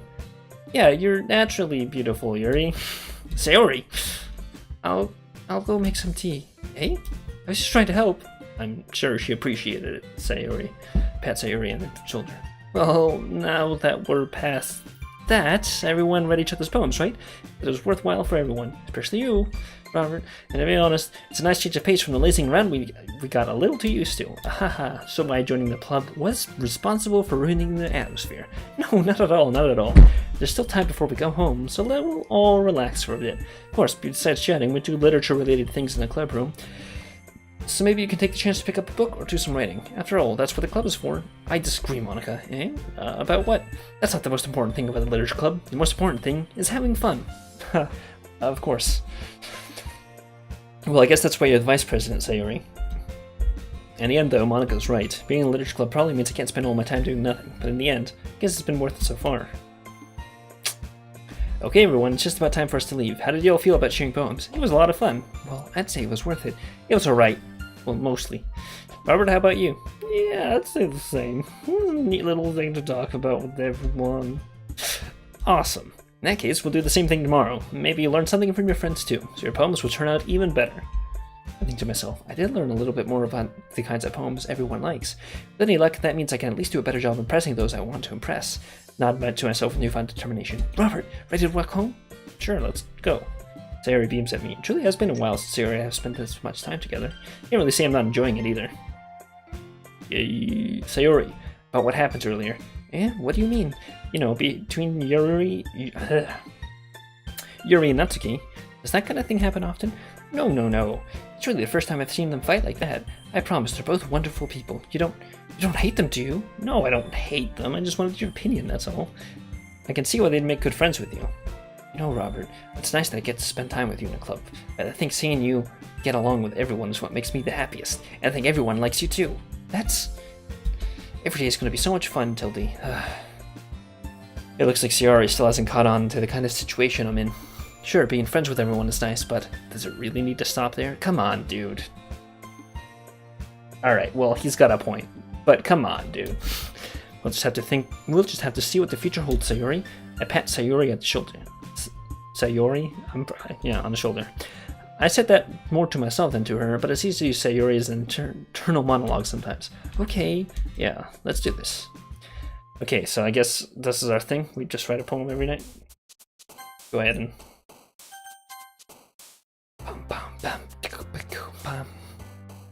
So she likes more, Natsuki likes more like simple things and that sort of thing, huh?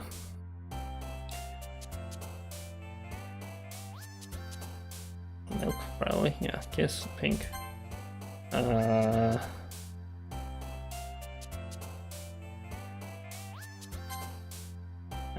Heart. He likes cute things with short words. Oh.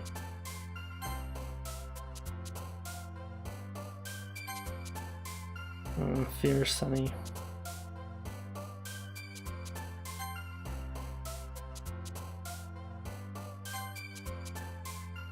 Poof. Hawaii, I guess. Oh, lollipop, fantasy, lollipop.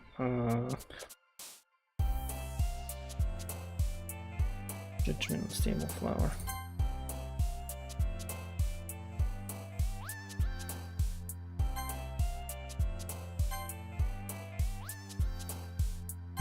Animating games. I don't know. Let's go. Ribbon.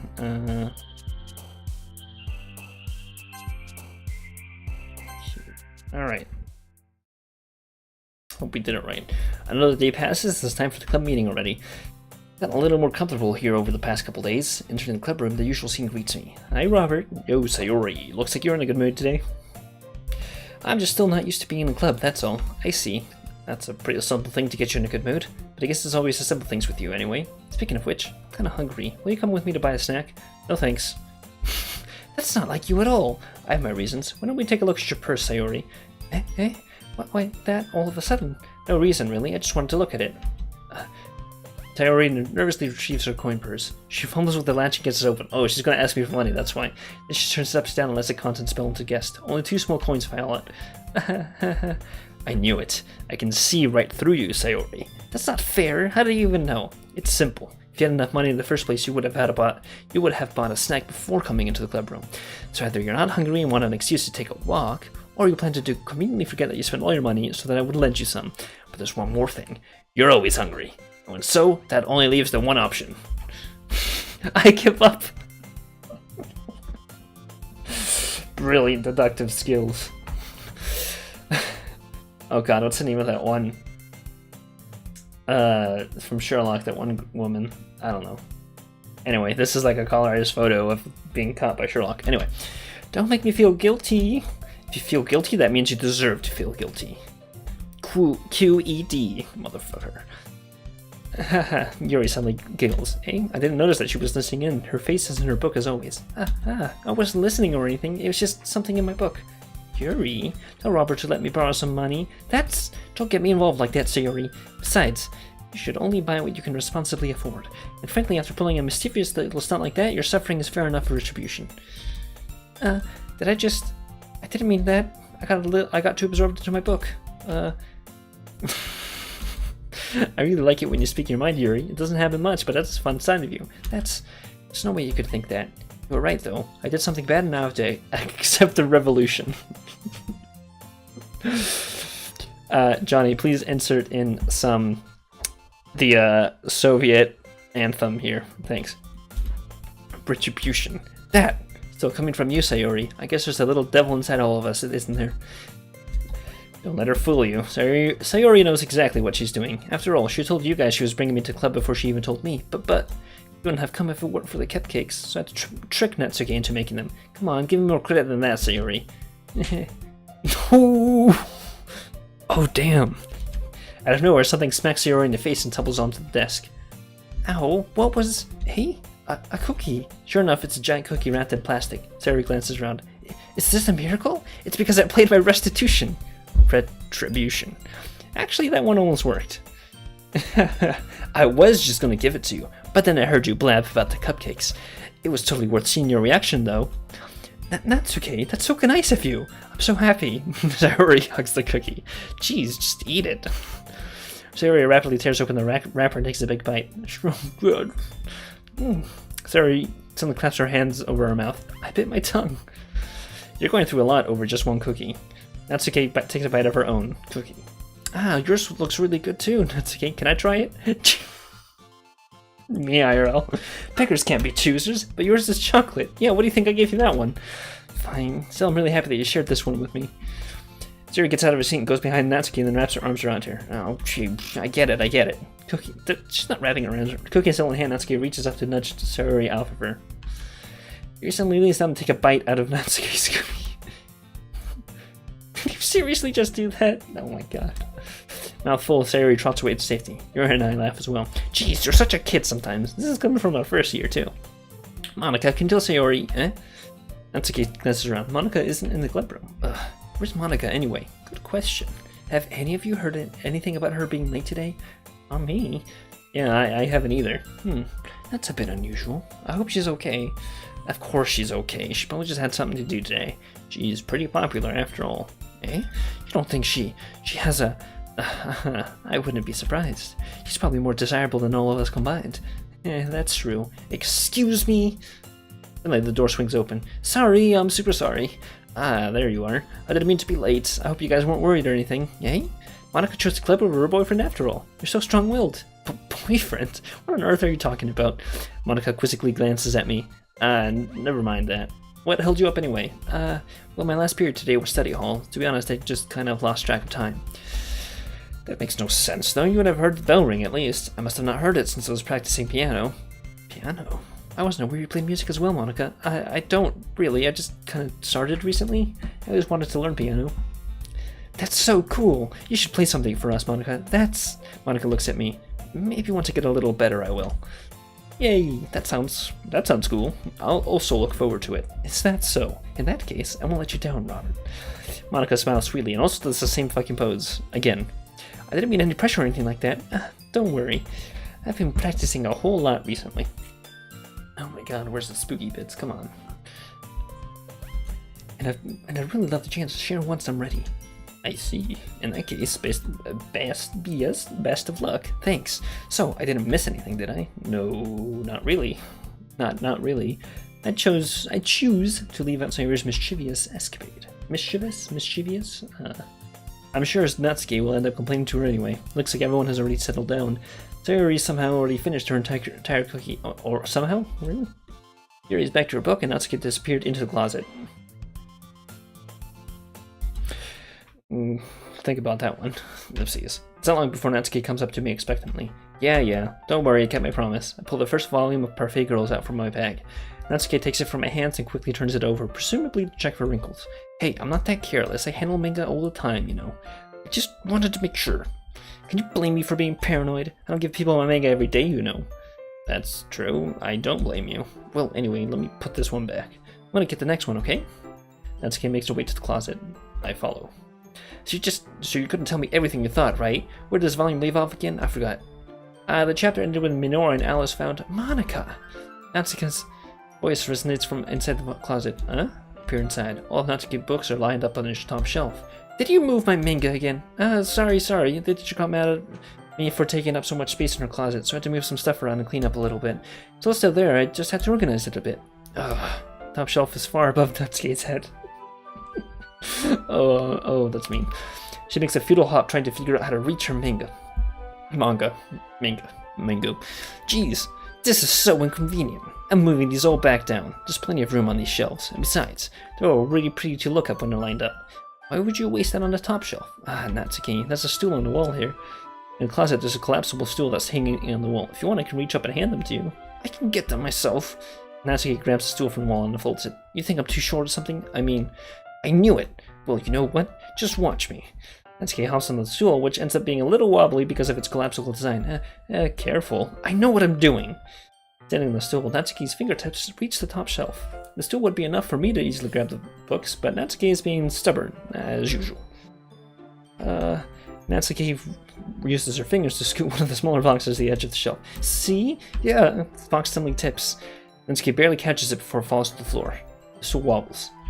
Losing balance, Natsuki hops off the stool. Thankfully, she was able to stay on her feet. She holds the box triumphantly.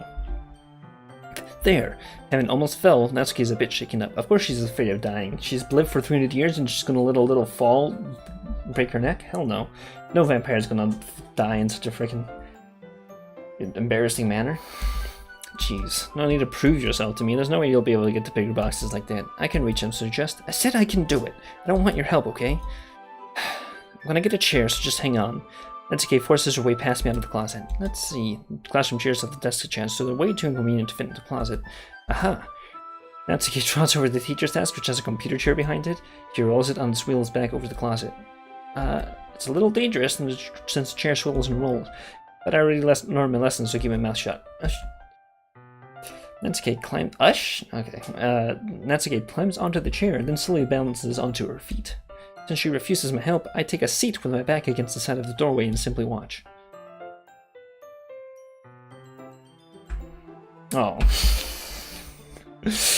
I'm kidding. Please, FBI, do not do it. Don't, please. Aha, there we go. See, I can easily do it now. Natsuki grabs a stack of manga and bends down to put it on the shelf below. Don't fall, for the love of God. The chair swivels. Natsuki catches herself on the shelf. What are you doing? Can you at least hold the chair steady instead of sitting and doing nothing? Who was it who told me not to help? Yeah, I got you. I hold the chair while Natsuki reaches back up. I can almost see upper skirt. Dude! Can I get a little privacy?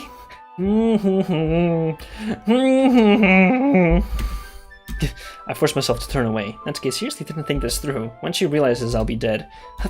Natsuki wraps her arms around the Parfait Girls box set, easily the largest one on the shelf.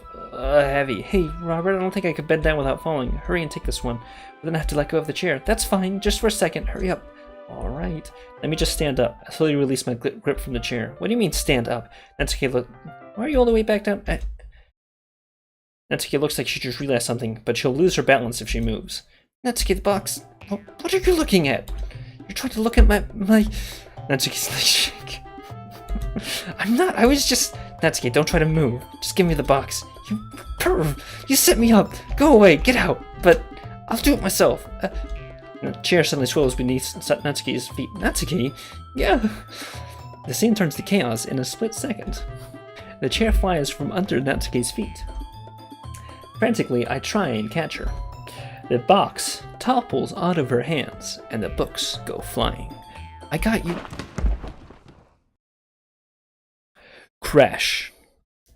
It was at that instant, that moment of my life, where the last 20 years that I had lived on this earth flashed in my eyes, as I wondered, what the fuck am I doing playing this game? What reason is there for it? And Vinko, if this doesn't get spooky soon, I'm blaming it all on you. Alright, let's continue. The full force of Natsuki's body against me throws me to the ground. Uh-oh. A whole bunch of books pelt me in the face. Uh-oh. Natsuki tries to shield herself with her own arms as her face lands straight on my chest. Uh-oh. Oh. My right arm and my back seriously felt the impact. Uh-oh.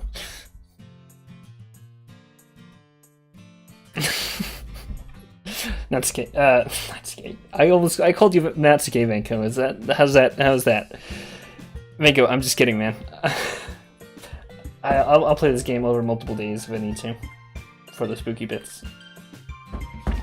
Suddenly Natsuki comes to her senses. Good. She presses her arm straight into me to prop herself up. Hey? Natsuki seems to realize that it's not the floor that's beneath her. Natsuki, this... Gross! God. A fist pounds into my chest. Natsuki then hoists herself to her feet. What were you thinking, you sicko? Everything okay over there? I heard a loud noise. Monica suddenly peers in. Monica, see what happens when you put the manga on the top shelf? You're trying to kill your club members or something? Jeez. Sorry.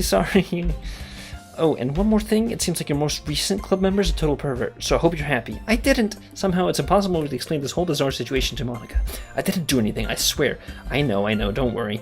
Monica says that quietly to me. Looks like I'm off the hook. Oh no. My... I look down. Natsuki is leaning on the floor holding one of the books that are scattered everywhere. There's a large diagonal crease along the page that she's stressfully trying to smooth out. It must have landed on the page. Natsuki tries a bit more to fix the crease. Then she gives up and slams the bookshelf and then throws it to the floor. Instead of continuing to yell, she just lowers her head. Oh, I can't do crying. Oh. Natsuki, are you? No. Natsuki's voice squeaks. I see tears on her face. I'll help get the crease out. Okay, it's partially my fault, so... Natsuki shakes her head, still looking down. No, I don't even care that much. I'm just... Oh, Jesus Christ. Oh, I hate these. I hate it when they have, like, tears on their face. Oh my god. That on anything, just... Oh my god, I can't handle it, man. I cannot. So I'm going to be looking away for this bit.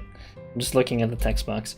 Having a really bad day today. Natsuki sobs again. Didn't mean to take it out on you. Oh, Jesus Christ. I really didn't mean to. It's fine. Is there anything you want to talk about? Natsuki shakes her head. Just, every day is so hard. I just want to come to the club. Natsuki falls silent again. I can't press her, so I can only do what I know how to do. Alright, well, I'll help clean this up, and I'll move the rest of your manga for you.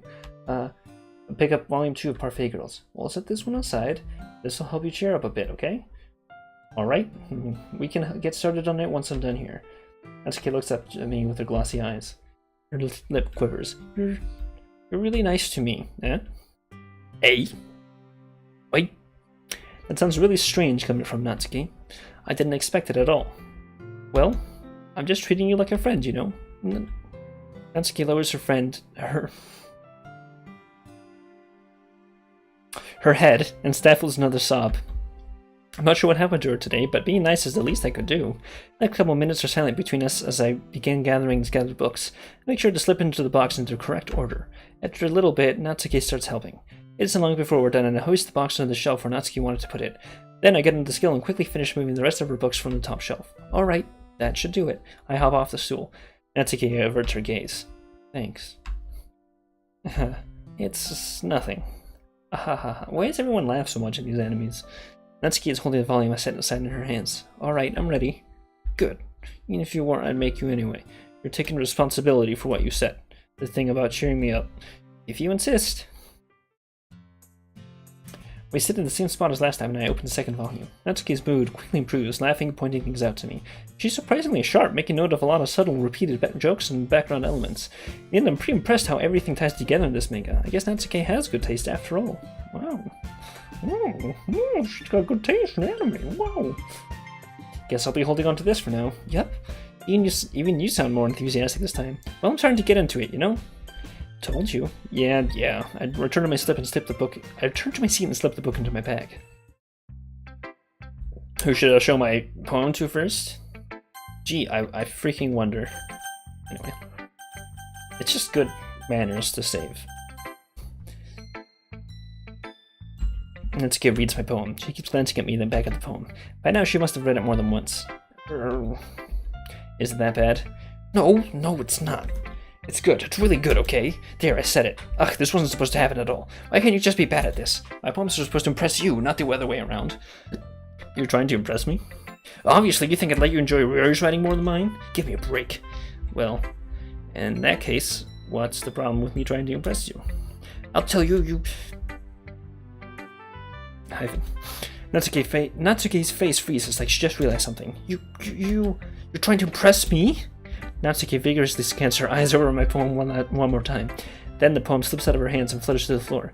I have to use the bathroom. Red face, Natsuki quickly walks out of the room. Hey, Robert, did you do something, Natsuki? I just rush out like that. You didn't do anything terrible, did you? No. I just told her that. My voice gets caught in my throat. There's no way I could tell Monika that I'm trying to impress Natsuki. Monika sees the poem lying on the floor, and swiftly picks it up. She reads through it, her smile not fading from her face. I see. You wrote this for Natsuki, didn't you? I mean, not really. Heck, didn't she like your poem a lot the other day, too? I'm surprised you know her taste so well already. Are you sure you're not cheating, Robert? No. I'm not cheating. I'm not cheating. Seriously, this is the first time I'm playing the game. Alright? Monika, you can't pull that shit like that on me. I'm gonna take a screenshot of you and report you to the FBI. Cheating? What do you mean by that? Never mind, I'm just kidding. Thought you'd break the fourth wall like that, Monika, you fucking cheating bitch. I know it was you. I'm not reloading saves. I did it this time. Just once. I didn't understand what Monika's joke at all. She did it. She's the one who did it. She's the one. I knew it. No one's popular. No one is actually popular. They just kill everyone who's more popular than them and gain their powers. That's how it works. Alright. Anyway, how do you think Natsuki feels about you? Oh, you don't need to answer that. It was just something for you to think about. Hey! Natsuki comes up and snatches the poem out of Monika's hands. Neither of us had noticed her re-enter the classroom. Did you read this, Monika? Of course, I liked it. Ugh, you should really stop reading things that aren't for you, you know. You have a bad habit of doing that. Eh? But Robert wrote this poem. We're supposed to share with everyone, right? Natsuki freezes. She really forgot that my poem is technically for everyone to read. Okay, well, I think Robert's done sharing this poem with everyone. It's not like anyone would want to read this anyway. In fact, I'm just gonna hold on to this. If you insist. What? Why are you looking at me like that? Like what? Ugh, never mind. Natsuki. I'll give you the poem, but it's still not very fair to Sayori. She hasn't gotten to read it yet. So what? Well, I guess Robert is right, Natsuki. It's not fair if you don't let everyone else if you let everyone finish reading it. Fine. Natsuki returns my poem. It's not like she's going to like it, though. Anyway, read my poem now. And no, I won't let you keep it. This is my only copy. Amy likes spiders. I like how it goes into a different thing. Different, instruments, I guess? Or it just kind of drops out the... I don't know. I don't know that music stuff, but alright. Amy likes spiders. You know what I heard about Amy? Amy likes spiders. Icky, wriggly, hairy, ugly spiders. That's why I'm not friends with her. Amy has a cute swinging voice. I heard her singing my favorite love song. Every time she sang the chorus, my heart would pound to the rhythm of the words. But she likes spiders. That's why I'm not friends with her. One time, I hurt my leg really bad. Amy helped me up and took me to the nurse. I tried not to let her touch me. She likes spiders, so her hands are probably gross. That's why I'm not friends with her. Amy has a lot of friends. I always see her talking to people. She probably talks about spiders. What if her friends start to like spiders too? That's why I'm not friends with her. It doesn't matter if she has other hobbies.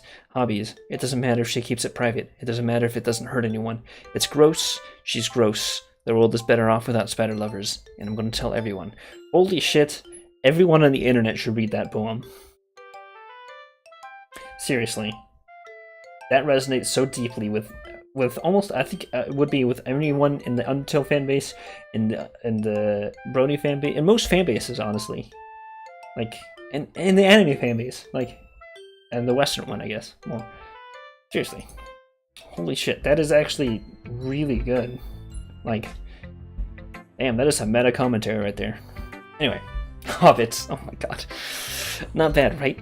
It's quite a bit longer than yesterday's. Yesterday's was way too short. I was just warming up. I hope you didn't think that was the best I could do. No, of course not. Anyway, the message is pretty straightforward in this poem. I doubt I have to explain it. Sometimes you explain complicated issues with much simpler analogies, and it helps people realize how stupid they're being. Like anyone would agree that the subject of this poem is an ignorant jerk. Do you know people like that? Of course, it's about how everyone thinks my... It doesn't matter, it can be about anything. In order to be easy to relate to. Everyone has some kind of weird hobby or a guilty pleasure. Something that you're afraid of if people find out they'd make fun of you or think less of you. I wonder what mine is. But that just makes people stupid. Who cares what someone likes as long as they're not hurting on it and it makes them happy? I think people really need to learn to respect others for liking weird things. Well, you're definitely right. Let me screenshot this.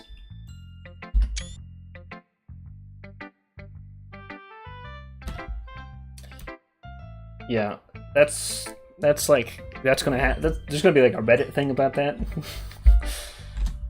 At least I can relate to that, and I'm sure a lot of people can too.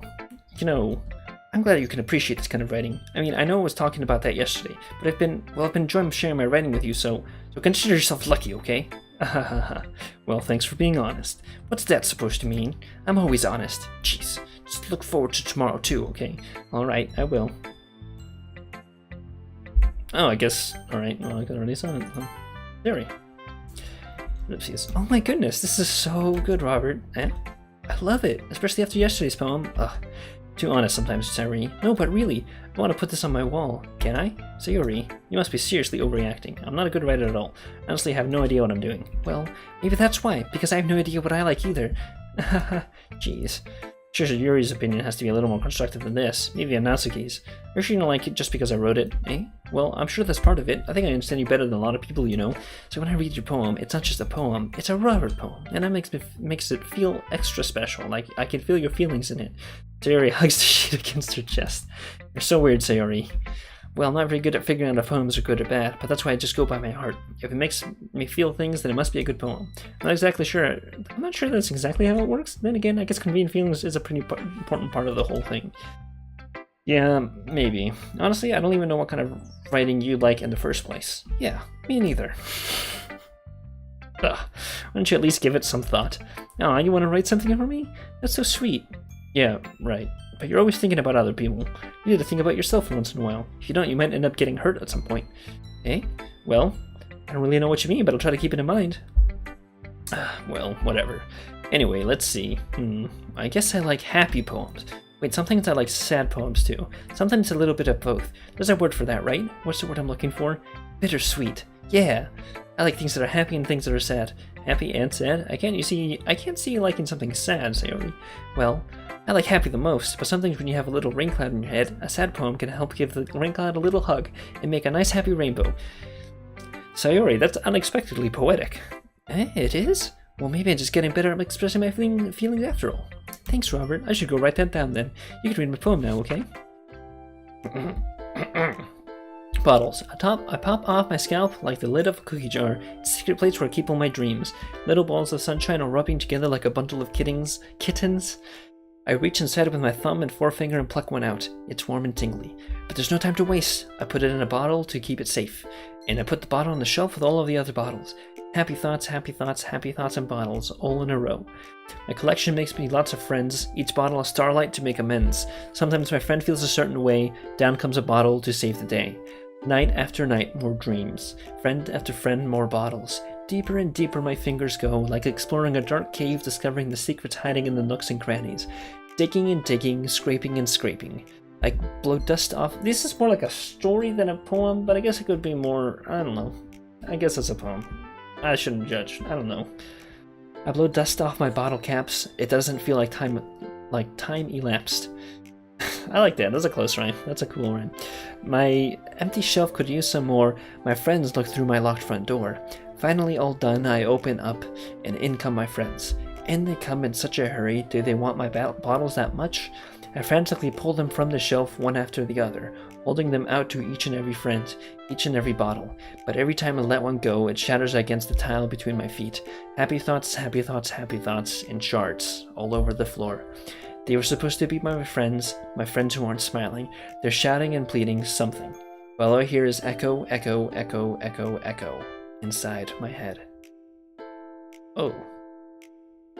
Alright, you doing alright there, Sayori? Holy crap. Sayori, did you really write this? Of course I did. Didn't I tell you yesterday I was going to write the best poem ever? Yeah, but I didn't expect something like this coming from you. Monica taught me a whole lot. I've been really in touch with my feelings recently. I see that. It's almost kind of creepy. Creepy? Well, not exactly. Maybe I'm just used because I'm used to you being cheerful. Well, never mind. Oh, there's the spooks, Manko.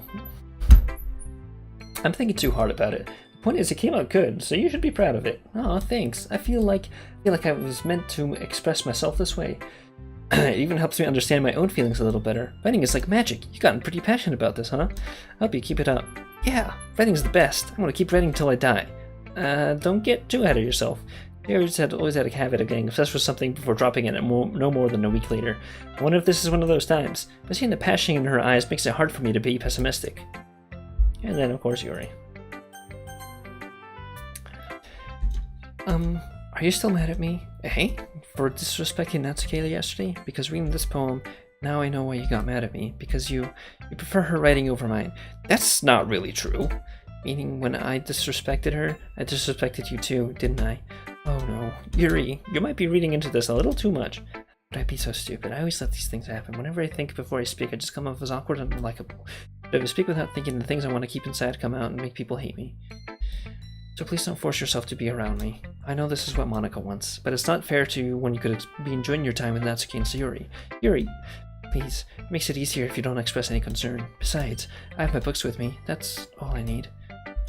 Yuri smiles sadly and puts her head down on the desk. I'm frustrated. I don't hate her, but as if she's not capable of listening to me over her own thoughts. I said to myself, all I can do is accept that's how she is. If she wants to be left alone, then I have no choice but to abide that request.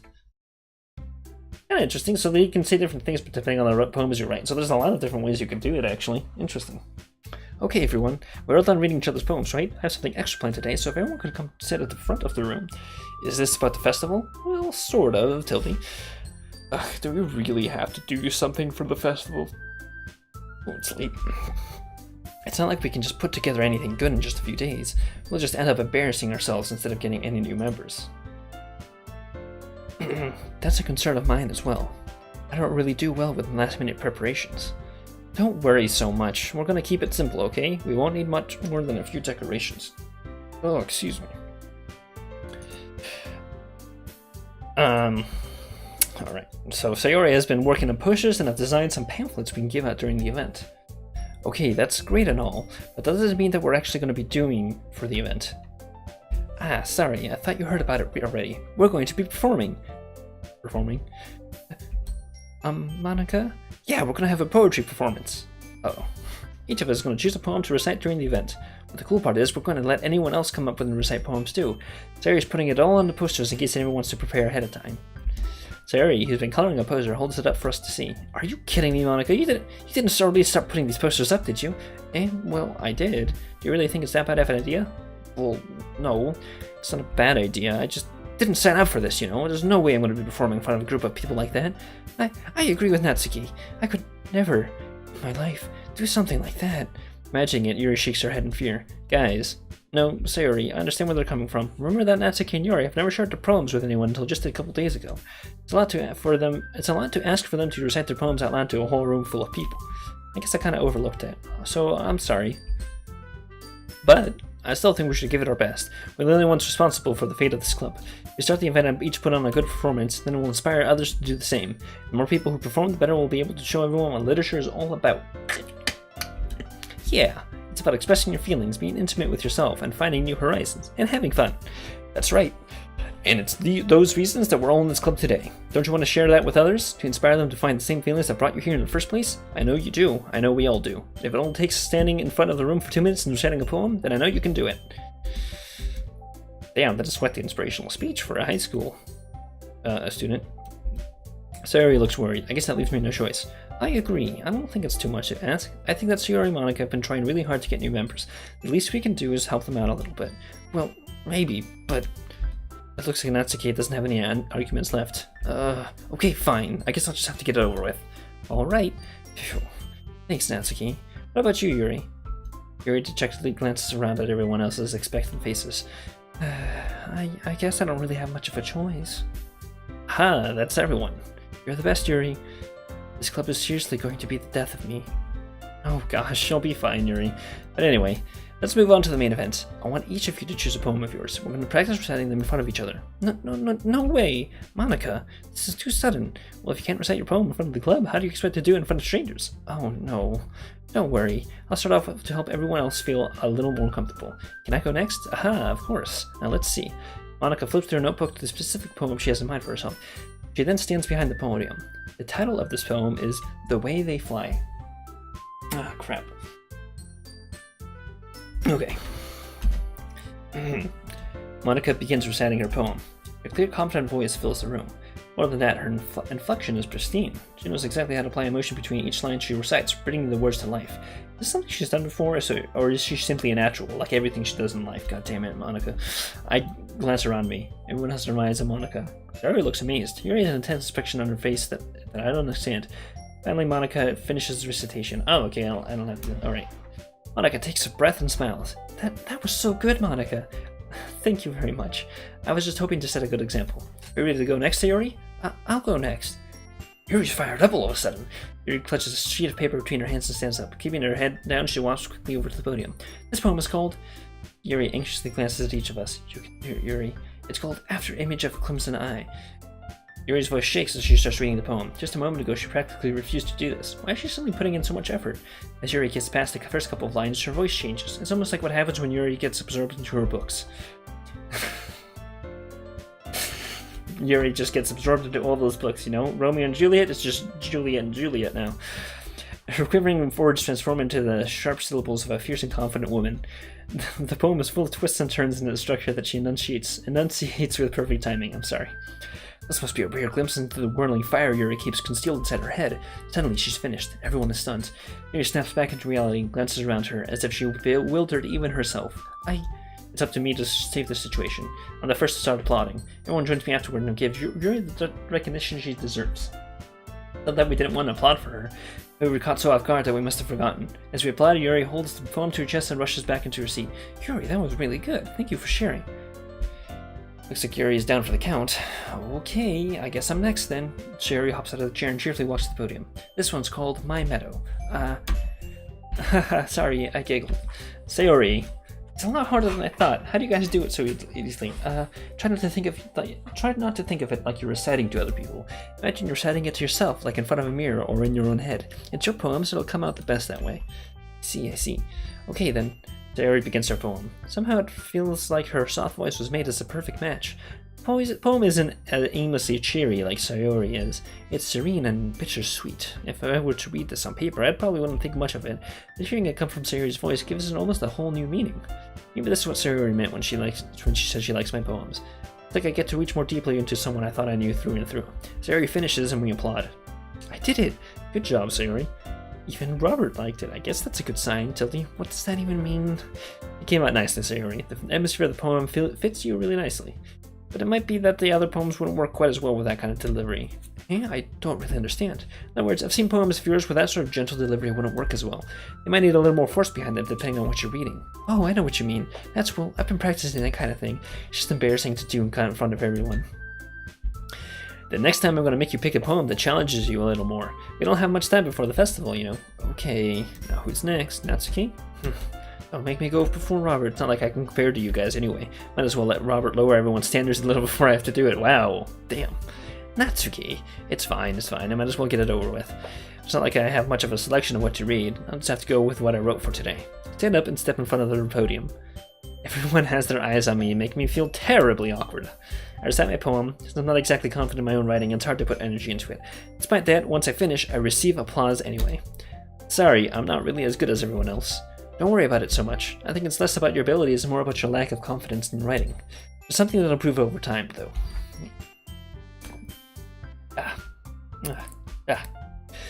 Yeah, maybe. Sorry, there was a fly that was landing on my face. Alright then. That just leaves you, Natsuki. I got it, though. Yeah, I'm going.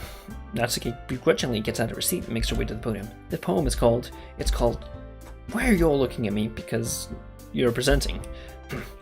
Anyway, the poem is called Jump. Natsuki takes a breath. When she starts reciting the poem, her sour attitude disappears a little. While she's a little unenthused, her poem has a rhythm and a rhyme to it. It's Natsuki's trademark style, and it works surprisingly well when spoken aloud. The words feel like they bounce up and down as if giving life to the poem. Natsuki finishes, and everyone applauds. She huffs back to her seat. That wasn't so bad, was it? Easy for you to say. You better not make me do that again. Well, do you at least feel prepared enough to recite a poem in front of other people? I mean, doing it in front of other people will be way easier. I can put on whatever face I want for other people. When it's just my friends, it's just embarrassing. That's a surprise, Natsuki. I think it would be the other way around for me. Well, that's just how it is, so... Well, I guess in that case, you won't have much to worry about for the festival. That said, I want to thank everyone for coming through. Might be hard, but I hope you all have an idea of what it's like now.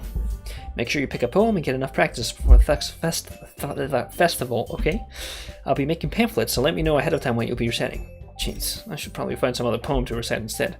That's fine too, it doesn't have to be your own. I'm already pleasantly surprised that you're putting in all this effort for the club. It makes me really happy. Yeah, no problem. Okay everyone, I think that's about it for today. I know the festival's coming up soon, but let's try to write poems for tomorrow as well. It's been working out really nicely so far, so I'd like to continue that. As for the festival, we'll finish planning tomorrow, and then we'll have the weekend to prepare. Man, I'm tripping over my own tongue. Monday's the big day. I can't wait. I can do this. Alright. Stand up. Certainly I'll be able to find the same enthusiasm as Sayori and Monica, but I'll do my best to get through it. It's for the sake of the club and impressing Monica, and I'll have to do my best. Ready to go, Sayori? Yep. Look at you two always going home together like that. It's kind of adorable, isn't it? Jeez, guys, don't make such a big deal out of it. Must be a little nice, though. Well, how am I supposed to respond to that? It's okay, Robert, you don't have to say it. Whatever, let's go already. I walk home with Sayori once more. Even though it's only been a few days, a lot of things have already changed, but today Sayori is being a little quieter than usual on the way home. Hey, Sayori? Oopsies. Sorry, I was spacing out. No wonder. I was thinking about something from earlier. I like how we get to, Sayori fumbles with her words. So let's just say that one day Natsuki asked to walk home with you. Huh? What would you do? What kind of question is that? You're kind of putting me on the spot here. Well...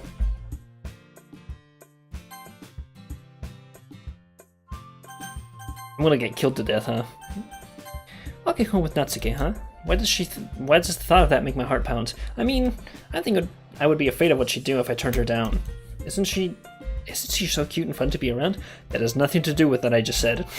Aha, you admitted it. Jeez, there's not even any point in speculating something that's never going to happen. Well, maybe, but I just like to think about it. It's not long before you won't need me anymore, you know. Need you? Sayori, I can't figure out how you're seeing things in your head right now. Sorry, everyone is different. No one in the club is a replacement for you. If you say so. Conversation trails off and I'm left feeling awkward. She's gonna kill me, isn't she? But it's kind of her fault for trapping me with such a weird question. I can't just lie to her, but if there's something that makes her happy, I would hate to take that away from her. That's why I said there's no point in speculating. Then again, the festival is only a few days away. Who knows what'll happen that time? Well, no. Do you know? I don't know what's gonna happen. I think I know what's gonna happen, actually. Okay. So yeah, just keep going with Papa? Okay. Plus Crimson.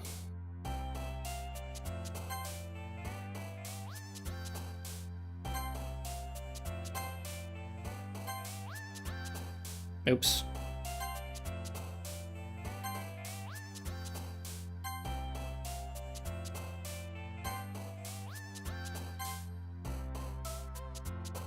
Playground, vertigo, horror.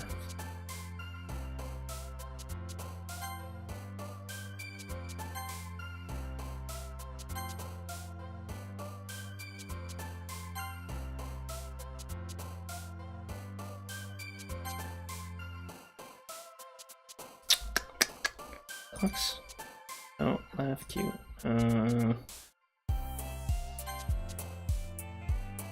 Doki. Makes my heart go doo-doo-doo. Oh man, I'm the last one here again. Don't worry, I just walked into. Were you practicing piano again? Yeah. You must have a lot of determination. Starting this club and now picking up piano? Well, maybe not determination, but I guess passion. Remember, the club wouldn't be here if it wasn't for all of you. I'm super happy that you're willing to help out for the festival too. I can't wait for the festival. It's gonna be great. Weren't you complaining about it just yesterday, Natsuki? Well, yeah.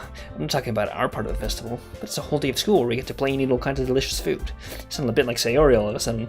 Monica, do they usually have fried squid? Squid? That's a pretty specific thing to look forward to. Oh, come on. Aren't you saying you don't like squid? You of all people? I didn't say they don't like it. Besides, what do you mean by you of all people? Because it's right in your name. Mon-ika. Hey, that's not how you say my name at all. Also, that joke makes no sense in translation. That's a good one. That's a good joke right there. That's good shit. Never mind. Let's just focus on our own event for now, okay? Was this a Japanese game? I thought this was a straight up US game. Are they just making a translation joke? I was pretty sure that Team Salvato. Yeah, I'm pretty sure this is a US based game. Okay, well, I'm just checking. I'm pretty sure that's just a translation joke about other Japanese VNs, and that this isn't a Japanese VN, it just has Japanese names. Fine. Your reactions aren't as fun as Yuri's or Sayori's anyway. Excuse me, where is Sayori anyway? Oh, there you are. Sayori's sitting in the desk in the corner of the room, looking down at nothing. Walk over to her. Hey, Sayori? I wave my hand in front of her face. Hey? Just facing out again. Sorry. Don't mind me. You can go talk to everyone else. Huh? Is everything alright? Of course. Why wouldn't it be? It just feels like you're a little off. Sorry for assuming things. Geez, you worry too much about me. I'm fine, see? Sayori shows me a big smile. Don't let me distract you from having fun with everyone. Oh, alright. Uh-oh. Oh no. If you say so. I worriedly glanced at Sayori before turning back toward everyone else, but this conversation had already dispersed with everyone back at their usual activities. Maybe I should ask Monica if she's noticed anything about Sayori recently. Since they're preparing for the festival, they must be spending a lot of time together. Timidly approach Monica, who's shuffling through some papers at her desk. Robert, what's up? Hey, this might sound a little strange, but you noticed anything up with Sayori recently? Anything up with her? In what way do you mean? Maybe I'm reading into it a little much, but she seems a little downcast today. Oh, you think so? I can't say I've noticed anything about her. Monica appears across the room as Sayori, who is idly dragging a rubber eraser down through her desk. Maybe there is something on her mind. I'm surprised that I'm not the one asking you, Robert. You certainly know her a lot better than I do. Yeah, but she's never really like this. She's always talked to me about things that bothered her. But this time when I asked her, she was really dismissive. Sorry, I know it's not your problem. I just wanted to know if you knew anything, so I'll drop it now. No, it's important to me too. I mean, I'm also friends with her, and I care about the well-being of my club members, you know? Maybe I'll try talking to her myself. Are you sure about that? It seemed like she wanted to be left alone. Are you sure? Maybe she has a hard time bringing it up with a person of interest. Person of interest? What do you mean by that? I'm saying that maybe the thing on her mind is you, Robert. Me? How on earth would you come to that conclusion? Well, I probably shouldn't say too much, but Sayori talks about you more than anything else, you know? Truly the plight of the anime protagonist. Why can't it happen to me, goddammit? Eh? She's been so much happier ever since she joined your club. It's like an extra light was turned on inside of her. What? No way. Sayori is always like that. She's always been full of sunshine. It's not any different now than it has always been. You're so funny, Robert. Have you ever thought that maybe you always seen her as cheerful because that's just how she is around you? I said too much. I'm sorry, what do I know anyway? I didn't mean to jump to conclusions, so you should just forget about what I said. I'll try to talk to her, so try not to think about it for now. Alright. Monica smiles meaningfully. I know she said to forget about it, but I always know that I won't be able to get her words out of my head. Monica stands up from her desk and walks across the room to where Sayori's sitting. I watch her kneel down next to Sayori and gently talk to her. but she's keeping her voice so quiet that I can't hear her from here. I sigh and sit myself down. I know Sayori told me not to worry about her, but to have fun with everyone else. That's impossible to do when she's behaving like this. Exactly how much do I care about her that I'm letting this weigh me down so much? Now it feels like I'm the one behaving out of the ordinary. There's nothing I can do besides wait for Monica. Hey, you. Hey? What's this then, eh? I look up and see Natsuki next to me. You're just gonna sit there and keep staring at nothing. There isn't that much time, so... sorry. I didn't mean to make you worry or anything. It's not like I'm worried. I was just... Natsuki glances down at her side. She's holding a volume of manga in her hand. That's right. Something that just came up for a minute, but we can get started now. I won't make you wait any longer. Jeez, now you're making me feel like a jerk. If something's bothering you, then you can just tell me to leave you alone and I will. I mean, doesn't mean you didn't feel like talking about it or anything. She practically mumbles that last part. Nah, I'm probably just making it seem like a bigger deal than it is. I've just been thinking about Sayori, that's all. Sayori? Thinking about her? Yeah, she seems pretty down today, but she didn't want to admit it to me, so I can't help but wonder if something happened to her. Oh. Natsuki exhales. Well, first of all, you shouldn't really work on your phrasing, but anyway. Phrasing, are we still doing phrasing? You're her best friend, right? Yeah, I guess so. Yeah. Then in that case, I think you should trust her a little more. If she needed you, then you would be the first person she would go to, right? Well, I guess that's true. I mean, some people just have those days. You can't always avoid it. If anything, she probably doesn't want you to worry about her because it's not important. Yeah, that's kind of what she said to me. Maybe it's not right for me to go against her wishes. Exactly. If she needs you to worry about you, needs you to worry about her, then it'll be a lot more obvious. Yeah, I should have thought of it that way from the start. Natsuki fiddles with the book she's holding in her hands. She really means a lot to you, doesn't she? Don't get the wrong idea or anything. We've just been friends for a long time. It's normal to be worried about your friends. I mean, you were worried about me, so... I was not.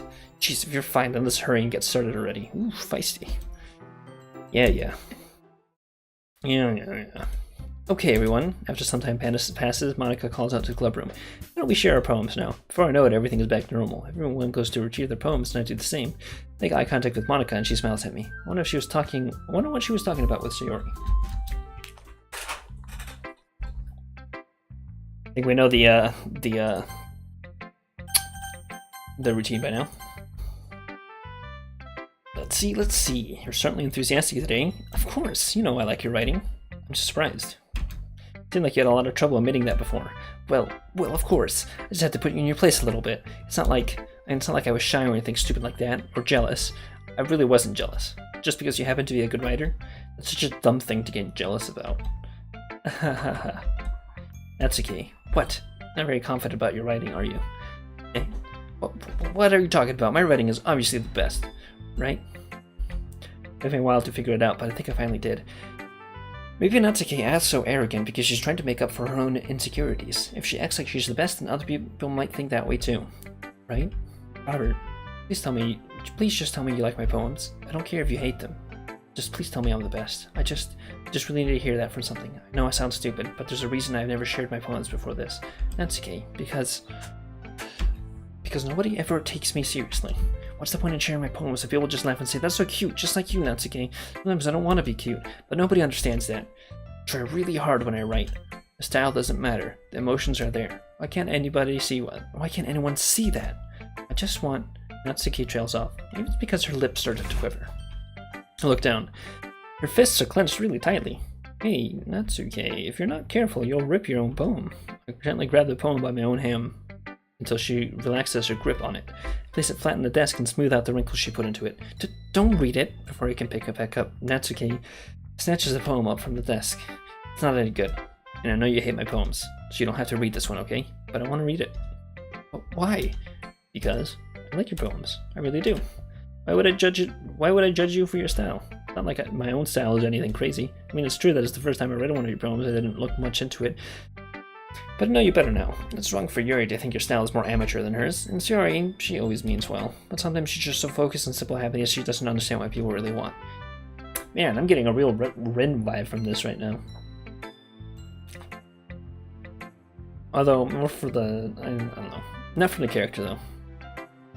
She's just, classic Tsundere? So, drop something. Alright. I'm sorry if that was part of that problem. I understand now. You're not just cute, you're a lot more than that. Natsuki, you're doing it again. Once again, Natsuki clutches her poem a little too hard. She looks down, hiding her eyes from me. I never realized how difficult this was for her. But finally she forces herself to extend her arms and set her poem on the table. You can read it. Just turn that way. I don't want you to look at my face right now. Okay, I will. Oh... I think I know what this is. Because you. Tomorrow will be brighter with me around, but when today is dim, I can only look down. My looking is a little more forward because you look at me. When I want to say something, I say it with a shout. My truest feelings can never come out. My words are a little less empty because you listen to me. When something is above me, I reach for the stars, but when I feel small, I don't get very far. My standing is a little bit taller because you sit with me. I believe in myself with all of my heart, but what do I do when it's torn all apart? My faith is a little bit stronger because you trusted me. My pen always puts my feelings to the test. I'm not a good writer, but my best is my best. My poems are a little bit dearer because you think of me, because you. You know, I want to take this quick moment here and just say, even with the creepy stuff that I'm sure is going to set at any moment here, I want to say that this visual novel is actually, I think, pretty well written. It's not, you know, a Pulitzer or whatever, but, or I don't know, I think it's from journalism. Anyway, what I'm trying to say is that I think this is actually a really good visual novel, even if it didn't have the elements that I'm sure are going to creep in later. I think that even having just stuck with this, it would have been great. So I can definitely see why it's gotten so much praise. God damn it, Vanko. Wrong time for this. So all I'm saying is this is a good one. It's a good game. I like it. I think it's well written. I feel like this is another Katawa Shoujo. But this is definitely one where you want to get into it, the character archetypes a bit more before you... of anime and mangas, where you actually like play it. But I have to say, really good one. I wanted to thank the people who put this together. Great job. Anyway, let's keep going. Maybe it's just because, maybe it's so cliche that that it kind of crosses, it like loops back around. But I don't know. I think this is nice and cute and good game. Alright, I'm done. Why are you looking at me like that? If you don't like it, then just say it. I won't get mad. No, it's not like no, it's not that I don't like it. It's just a little surprising to read. Or I guess I'm not used to hearing such nice things coming from you. Don't just say that, dummy. What do you think the point of writing is? Expressing things that you can't just say. Yeah, I understand. I'm sorry for missing the point sometimes. I always mean well, and I'm happy you showed this to me. I liked it. Well, yeah, I'm a pro, so... Natsuki mumbles, completely failing to sound confident like she usually does. Just remember that I can think these things sometimes too. You know, when you're nice to me, it's meaningful. Ah, I'm glad. Sensing Natsuki is satisfied, I start to hand the poem back to her. But as I do, Natsuki takes my hand and pushes them back away. Her small, soft hands surprise me with her assertion. I don't want it. Huh? Why not? I just don't. Jeez. I realize what Natsuki is doing. Unable to be honest, she's trying to give me the poem in a roundabout way. Well, in that case, I'm going to keep it. Instead of teasing her, I choose to go along with it. Good. If you didn't, I would... Never mind. I'm glad you want it. Natsuki backpedals on her words and leaves it at that. Despite her best efforts to hide her expression, I can see her faintly smiling to herself. That's all for now, so... Go put it away before someone sees it, okay? Yeah. I'll go do that. With that, I return to my seat so I can put away Natsuki's poem. Let's go see her next, yeah. Oh no. It's nice, I guess. Come on, I can already tell you don't like it. Well, you don't need to worry about what I think. After all, you wrote this for someone else, didn't you? Probably Natsuki. Eh? I didn't write this for anyone specifically. Ah, Jesus Christ.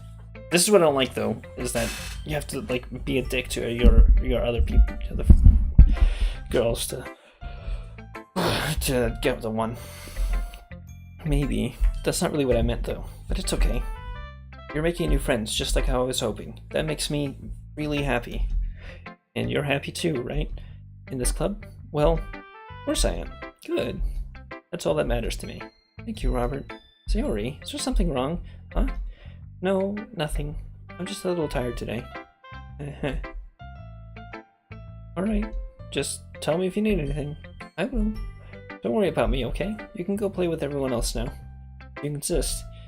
Yay. I want to go home a little bit early today.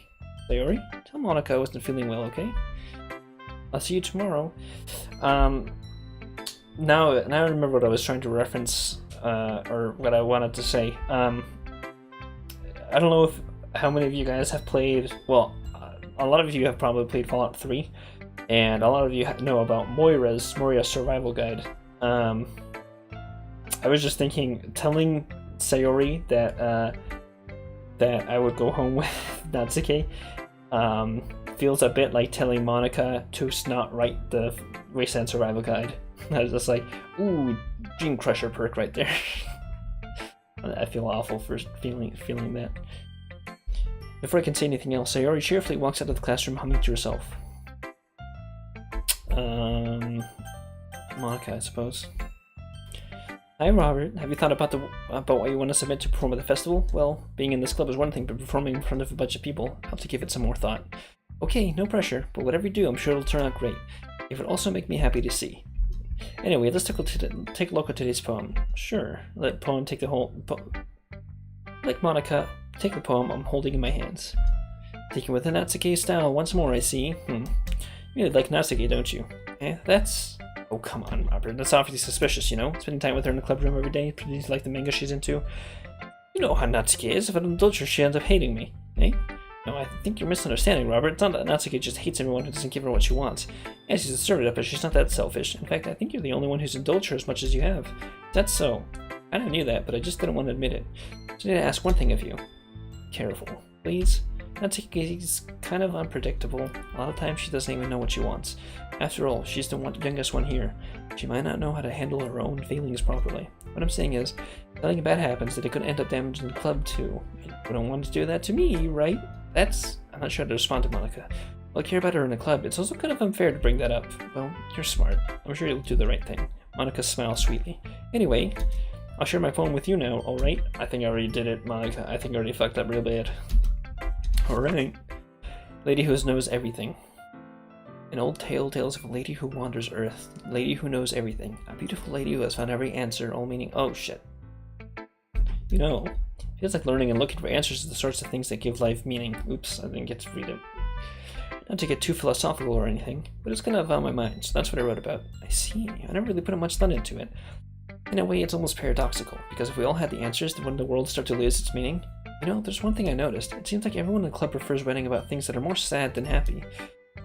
Are you surprised? I mean, if everything was okay, we wouldn't really have anything to write about, would we? Humans aren't two-dimensional creatures. I think you'd know that better than anyone. You mean one-dimensional? Yeah, that. Anyway, here's Monica's writing tip of the day. Are you ever too shy to share your writing piece or feel it's not that good? It can be really disheartening to get a lukewarm response to something you put so much into, but if you find other people who are enjoying writing, then sharing becomes a lot easier, because instead of just telling you that your writing is good or okay or bad, I want you to focus more on everything that went into it and the things you can work on. It's much more encouraging that way, and it makes you want to continue improving. Almost like having your own little literature club, don't you think? That's my advice for today. Thanks for listening. Okay, well, Yuri. Yuri doesn't look too enthusiastic about spending time with me. I guess if she changes her mind, she'll come to me, but I should leave her be for now. Ooh, damn. Why don't we start figuring out? Hold on a second. It's just me, or did I say something strange just now, eh? Something did sound a bit unusual. That's right. You deviated from your usual catchphrase when you're dressing the club. Catchphrase? I don't have a catchphrase. Jeez. Why is the mood so weird today? Look, even Yuri isn't immune to it. Stagnating years common foreshadowing that something terrible is about to happen. In your books, maybe. Look, the only thing different is that Sayori's in here. Ah, it seems you're right. Sayori's always helps lighten the mood a little bit, doesn't she? Almost like everyone's balance is thrown off a little when she's not around. Where the heck did she run off to anyway? I thought she just went to pee. Natsuki, please show some decency. Oh, come on. She actually wasn't feeling too well and went home early. Is that so? I hope she's alright. Seriously? Of all the times to not go home with her, you pick the time she's not feeling well? Not much for you two being all lovey-dovey. No. First of all, stop misunderstanding my relationship with Sayori. And second, she's kind of been avoiding me today, so I didn't want to force it. Oh. That curious expression coming from Yuri of all people? Calm down, guys. Girls. I talked to her earlier and everything is fine. What did she say? Anyway, we need to figure out what the rest of the festival preparation, so let's decide what everyone will be doing this weekend. I already know what I'm doing. That's right. Natsuki will be making cupcakes, though we might need a lot of them in different flavors. Can you handle that all by yourself, Natsuki? Challenge accepted. As for myself, I'm going to be printing and assembling old poetry pamphlets. Sayori will be helping me design them. And as for Yuri, you can, guys, can you help me come up with something for Yuri? I'm useless. No, that's not it at all. You're the most talented person here, you know. Now Natsuki's pouting too. Geez, even I can tell now. Guess I never give Sayori enough credit, but I can tell things are even harder on you when she's not around. That may be the case. But if I can't also be a leader on my own, then I won't grow as a person. So, Yuri, you have beautiful handwriting, you know? So you should make some banners and decorations to help set the atmosphere. Atmosphere? About that, I love atmosphere. Yuri's expression suddenly changes as she stares at her desk in focus and starts nodding to herself. Your mind is already racing, I see. That's great. You'll be a wonderful help, Yuri. But anyway, it just leaves you, Robert. The one who is truly useless. Hey! I make jokes about how I hate myself to hide that I actually do hate myself because people think I'm just joking. That's how you do it. Boom, boom. That's me. Haha, don't say that. In fact, both Natsuki and Yuri have some pretty heavy tasks to handle. It would probably go a long way to give one of them a hand. I fucking knew it. Natsuki, you could always help me out as well. I would be really appreciative of that. That's my suggestion to spend the weekend with one of our club members. I don't know if they'll respond to something like that. I suppose I wouldn't mind a bit of help. Well, even if you don't know how to bake, there's always some dirty work I could give you. Not like Monika's going to give me a choice, and you shouldn't be sitting on your butt anyway. Natsuki tries to mumble a bunch of excuses like that. If I recall, Natsuki, you mentioned that you would like to handle the baking on your own. Robert may not like to be around if you only make him out to be a nuisance, so therefore, he may be more suited to assisting with the decorations. Hold on, I never said that. How hard could it be to make a few decorations anyway? Sounds like you're just making excuses for Robert to... What are you saying? It would be extremely meticulous work. Baking isn't. Just what do you think, guys? Girls?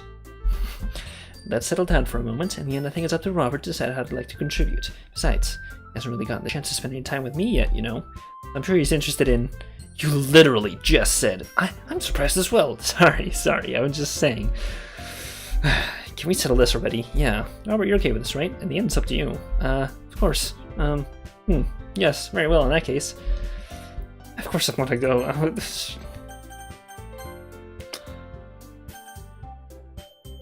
Sayori.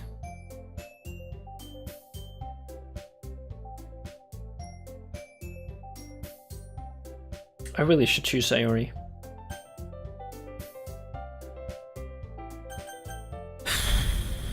Fuck it. Well, baking sounds like it could be fun, and you guys made it sound like a lot of work, so we could probably use 2 people. Don't worry, baking is a ton of fun. You'll definitely agree. Eh? Just a minute ago you were saying that's because... Never mind, okay? Well, anyway, you'll be fine by yourself. Right, Yuri? Of course. I'm used to it after all. That's, good. Even though Yuri's being melodramatic, it's a little hard not to feel bad. That's everything, right? Anything else we need to talk about? No, I think that's it. Are you guys excited? Yes! Everything except the performance is going to be awesome. I don't really think that counts. What about you, Robert? Me? I guess you could say I'm interested in to see how it'll turn out. That's good enough for me. What about you, Yuri? Yuri? You're still sulking. Natsuki starts pouting too. It's not that big of a deal or anything. Well, it might not be just that. I think that Yuri may be feeling a little underappreciated in general, having to come up with something for her to do and then nobody offering her help. Doesn't mean... Natsuki glances back and forth between everyone with a worried expression. Look, Natsuki goes over and puts her hands down on Yuri's shoulders. Yuri, you really are the most talented one here, and you're going to help make the event a lot more fun and welcoming. I mean, the cupcakes will probably help a lot too, but you're going to make the atmosphere special. That'll be really important for the way that people feel during the performances, so you need to stop being dumb and give yourself a little credit. Natsuki releases her hands and turns around to face the other direction. You didn't really mean that, did you? Not really, but Yuri isn't the only one surprised. Monica are also taken aback by Natsuki's words. Natsuki have all people to be saying such encouraging things, but I begin to understand. Natsuki was trying to sound like Sayori. If it didn't work perfectly, I can tell that she's tried to say something that Sayori would say at a time like this. Because Sayori always helps everyone smile and feel good about themselves. I'm sorry for being dumb. I'm going to do my best, and all of us are going to make a really great event. Yeah, yeah. I hope to see everyone do their best. But with that, there's nothing more for today, so I guess it's time for us to head out. Okay, but I'm staying here a bit longer. I barely got any reading today, so fair enough, there's nothing wrong with that. Everyone packs up their things. It's time to follow Monica and Yuri out the doors to chat between each other. It begins. Where are you going, eh? We still need to figure out our plans for this weekend. You literally would have gotten home and realized you didn't have any way to contact me. Oh, that's true. I still have no idea how that slipped my mind. Jeez, good thing I stopped you. I'm giving you my number, okay? You better not make it weird or anything. What? Why would it do that? Did I do that? Natsuki gives me her number. Okay, I'm coming over on Sunday. I'll bring all the ingredients. Wait, you're coming to my house? Well, yeah. What's wrong with that? I mean, I just figured since I'm the one helping, I would be going to your house. Yeah, right. Like I would have a guy over my house. My dad would kill me. Really? That's kind of strict if you ask me. Yeah, how do you think I feel? I can't do anything when my dad's home. Anyway, I just need to complain for a second. We have each other's numbers now. That's all I needed from you. I guess I'll text you when I'm coming over. Alright, fine by me. Yeah, I'm really gonna show you why I love baking so much, so you better look forward to it. Oh? Didn't you just say you were gonna give me the dirty work? Well, I was just saying that. It's not like I could act like in front of everyone that I was looking forward to this. Wait, really? Well, kind of. Just because I never got to bake with someone else before. That's all it is, so... Alright, I get it. Sorry for overreacting. Anyway, I'll be heading out now. See you on Sunday. Never mind. Uh-oh. Can't believe this. Natsuki's gonna be coming to my house on Sunday. My anxiety shoots through the roof. Even though I've gotten pretty used to handling her at this point, there's no telling what she might end up having when we're outside of school. I wonder if I mess something up. Fuck with me. Or maybe she just never does. That would be more fitting of her character. Cheers to Moon. Hello. Who's this? Welcome into the chat. Oh. Cheers to Moon. Thank you for joining. I'm spooked. Spook solid. Right. Oh, cheers. Oh, I should have realized, of course. Cheers to Moon. What the fuck am I doing? I'm sorry. It's just I see your... I'm really sorry. I just wanted to apologize and tell you that you're an important person to me, and I appreciate you coming to the chat, okay? Thank you. There's no telling what might end up happening from outside of school. Ooh, really, is there, protagonist? More than that, she told me that she was looking forward to it. Is this the chance I have to make something happen between us? Or is it too early for that? Only time will tell, but until then, I won't be able to take my mind off it. I seriously can't wait. Fucking, I am a pervert. It's already Sunday. Bueno. I've been getting increasingly anxious about Natsuki's upcoming visit. I keep telling myself that there's no reason to be nervous, but it doesn't help much. I wonder if she'll act any different when it's just the two of us. Meanwhile, she's been texting me a lot. We sent each other one after exchanging numbers to double check, but it turned into conversation. She's almost a different personality on the phone, using tons of emoji and cute language. Oh, the two people I watched play this game ended up being forced to go with Yuri. Well, if you go hard, I mean, if you go hard into that lolly vampire. Yeah, I mean, I'm gonna be honest. I just wanted to go with fuck. God damn it! Look, Yuri is a lot like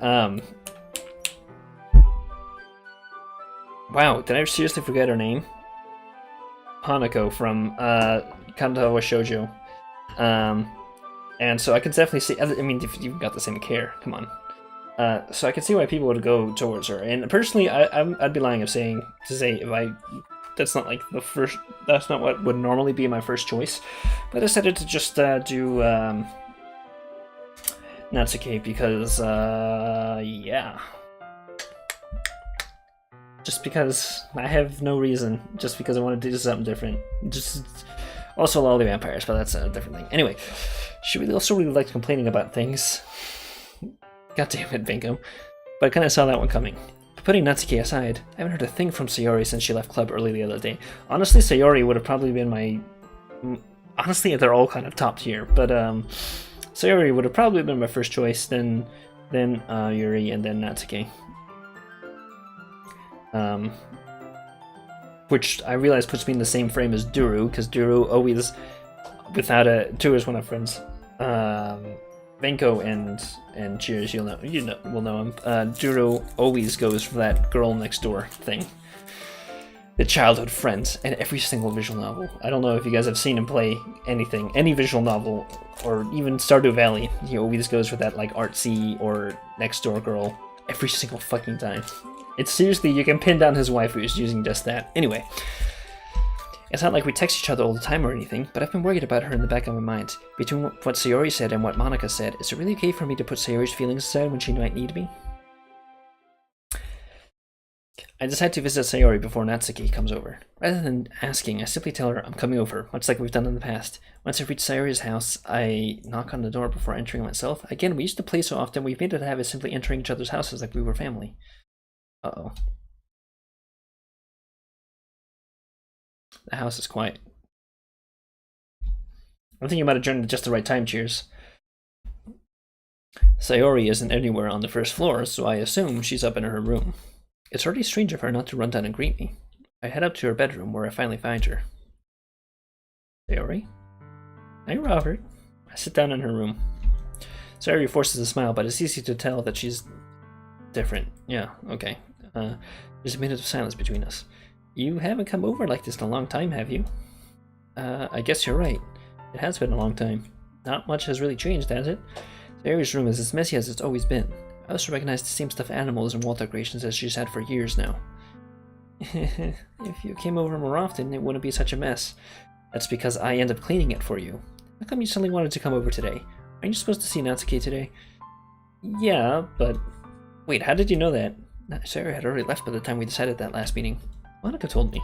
It's not natural for her to keep me informed about the festival preparations, right? That's true, but what about you? Aren't you going to be helping Monika today? Of course. I'm just helping her align. We didn't plan to meet up or anything. Ah, so it's just me and Natsuki then. Yup, tilde. There's more silence between us. Sayori stares into a random direction. Everything about her behavior is really uncharacteristic. Yeah, dude. Look, alright? Look, if this ever happened to me in high school, I would know. I'm not this oblivious. I might be under oblivious, actually, because I think everyone's trying to hit on me sometimes. Wow, I feel like I sound like a dick. Anyway, dude, okay, it's obvious. She likes you. God damn it, you fucking... God. This is the one thing I don't like about anime protagonists. Like, Jesus Christ. It's obvious. Everyone but you can tell. God. Everything about her behavior is really uncharacteristic. Although I guess it is true that a lot of people don't notice. Dude, if it ever happened, I would be. But I wouldn't. Because no one has ever hit on me. But it's okay. It's okay. I have anime. And I have a bird. It's all good. I finally get to the point. I just wanted to see what you were doing after you left on Friday.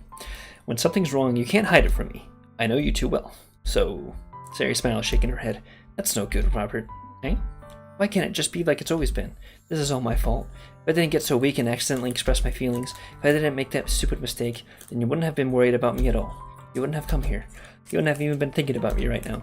But this is just my punishment, isn't it? I'm getting punished for being so selfish. I think that's why the world decided to have you come over today. It just wants to torture me. Sayori!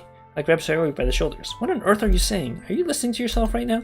I know something happened to you. There's no other explanation for you to be like this. So tell me already. Until I know, I won't be able to stop thinking about it. Sayori gives me an empty smile. You really put me in a trap, Robert. Uh-oh. Is this sleep? But you're wrong. Nothing happened to me. I've always been like this. You're just seeing it for the first time. Seeing what? What are you talking about, Sayori? You're really going to make me say it, aren't you, Robert? I guess I have no choice this time. The thing is, I've had really bad depression my whole life. Oh. Oh, okay. Did you know that? Why do you think I'm late to school every day? Because most days I can't even find a reason to get out of bed. Oh, okay. Alright. So, where's the spooky bits gonna come in? Because this is...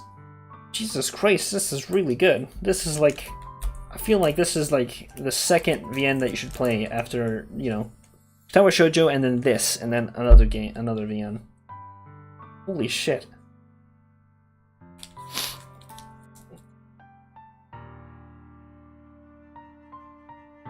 God damn it, I knew Sayori was the first fucking option. What reason is there to do anything when I fully know how worthless I am? Why go to school? Why eat? Why make friends? Why make other people put their energy and caring to waste by having them spend it on me? That's what it feels like, and that's why I just want to make everyone happy. Fucking knew it. Okay, I didn't say it, but I fucking knew it. Without anyone worrying about me. I'm in shock. I can't even figure out how to respond. How is it possible Sayori's kept this from me the entire time that I've known her? Did she really want so badly for me to just not think about her? Why, Sayori? Eh? Why is that you've never told me about this? It almost feels like I've betrayed you as your close friend. Wait, holy fuck, is this what you... Because if I knew, I would have done everything I could to support you, even if there's only so much I could do. I would have tried a little bit harder to make every day a little better for you. That's why I'm your friend. All you had to do was tell me. You don't understand at all, Robert. Why do you think I didn't tell you? Because if I told you, then you would have had to waste effort caring about me instead of doing important things. I don't want to be cared about. It's bittersweet when people try to care about me. It feels nice sometimes, but it also feels like a bat being swung against my head. That's why I wanted so badly for you to make friends with everyone else. Helping everyone be happy together is the best thing for me. But then I discovered something else too. Seeing you make friends and get closer with everyone in the club. It feels like a spear going through my heart. So that's why. That's why this side of the world just wants to torture me. Every path leads to nothing but hurt. You're right that I don't understand. I don't understand your feelings at all. Yeah, exactly. I don't understand your feelings at all, Sayori, but I don't need to understand. Whatever it takes for me to help you to stop hurting, that's what I'll do. No, Robert, just nothing. Nothing at all. The only thing that could have helped me if everything could be like it always was. But I was selfish. Finally showed you what a horrible person I am. Tears streaked down Sayori's face. I made you join the literature club because I was selfish, and I was punished by my heart hurting in a way that I couldn't understand. And now you came here and I made you hurt too. I'm just weak and selfish. That's all I am. And that's why I'm going to accept these punishments, because I deserve every last one. Without thinking, I once again grab Sayori's shoulders. This time, I pull her into a tight embrace. Robert, Sayori, I don't care if you feel selfish. I'm really happy that you convinced me to join the club. Seeing you every day makes it worthwhile enough. If I make friends with everyone else, then that's just a bonus. But please never underestimate how much I care about you. I wouldn't have it any other way. Sayori isn't hugging me back. Despite my arms being wrapped around her, Sayori's arms remain at her sides. Yeah, that shoulder touch. She starts sobbing next to my ear. No, don't do this to me. Please don't do this. Robert, Sayori barely manages to speak between her sobs. I don't know if I'm doing the right thing, but all I want for her to know is that I care. If you have it in you to call yourself selfish, then you have to let me be selfish too. No matter what it takes, I'll figure out what needs to change. I'll make these feelings go away. And if there's anything you need me to do, then you'd better tell me. I'll get mad if you don't. I don't know. I don't know. I don't know. Gently, Sayori finally puts her arms around me in return. I don't know anything. It's all really scary. I don't really understand any of my feelings, Robert. The only time I'm not feeling nothing is when I'm feeling pain. But your hugs are so warm, and that's really scary too. Sayori lets me go, and she does so. And as she does so, I let her go as well. The festival's tomorrow. Yeah? It's going to be fun, right? Yeah. How would you like for me to spend it all with you? That's what I want. I promise. I think that would be nice, then. Yeah. Sayori wipes her eyes. If I could spend a whole day here, I would. Of all days, this has to be the one where I have other plans. Maybe I should cancel. No, don't. Please don't. If you did that, then I really wouldn't forgive you. But it's almost time for Natsuki to meet me at my house. At the very least, you want to come along and help out? It would be fun. To my surprise, Sayori shakes her head. I'm sorry. I don't know if that would be very good for me today. You understand, right? Don't fucking leave her. It's kind of hard for me to fully understand, but I'm trying my hardest. It's okay. Don't worry too much about it. I'll see you tomorrow, okay? Alright. Look forward to it. You fucking idiot. Fucking idiot. Okay. I say goodbye to Sayori and exit her house. On the way home, I still find myself still feeling uneasy, but it's hard for me to keep thinking about it when Natsuki's about to come over too. I think Sayori is right. I shouldn't be worrying too much, and we're definitely going to have a great time tomorrow. I should just focus on what's ahead of me. I spent only a few minutes back at home, anxiously awaiting Natsuki's arrival. Before I know it, she texts me to let me know that she's outside the front door. Without delay, I open the front door to let her in. Ellipses. What's up? Hey. I don't know what I was expecting, but seeing Natsuki in something other than her school uniform totally threw me off. Seeing her in such cute clothes makes the uniform seem totally unfitting in comparison. Geez, don't make it so awkward already. It's gonna be a long afternoon, so don't be weird just because you're not used to seeing me outside of school. Anyway, I'm coming in. Dude, I see you brought a lot of stuff. Oh, that's lewd. Natsuki's carrying a large bag that's probably full of baking supplies. Just probably. You know. Rolling pins. Ladle. Spatula. Well, I didn't want to come all the way all this way to find out your kitchen isn't equipped for the job. You brought everything I asked you to do, right? Yeah, I did. Yesterday, Natsuki asked me to buy a bunch of ingredients if I didn't already have them at home. Good. Glad I could count on you to do your part. Well, of course. I'm surprised to see Natsuki suddenly say that rather than something snarky like she usually does. Could it be that she is a little different outside of school after all? Anyway, let's go to the kitchen. What, you're not even going to offer to take this heavy bag for me? Where's your hospitality, Robert? Come on, since when did I need to be the gentleman? I grab the bag Natsuki holds out to me. This is ridiculously heavy. Ha ha ha, I carried that all the way here. Are you impressed? Ome wa mo shindaru. I'm sorry. I see now. Yeah, I am impressed, Natsuki. It seems I always underestimate you. Duru, it's Nick. Hey, Duru. Hello. What rumors have you been hearing that are completely untrue about this stream? I was not talking shit. I didn't say a single mean thing about you. I didn't talk shit about him. Minka was lying. Whoever told you that is lying. I never spoke to you about you at all. I mean, I never spoke to... Duro, I never even brought you up, okay? All I said that Duro really likes this game, and he was talking to me about it, and I managed to forget all of it. And that's why I don't know anything that's going to happen. I also said that I think that you probably went with Sayori, because Sayori seems like the kind of girl that you really like. And that's it. I didn't say anything about that. All I said was that you like Sayori, I think.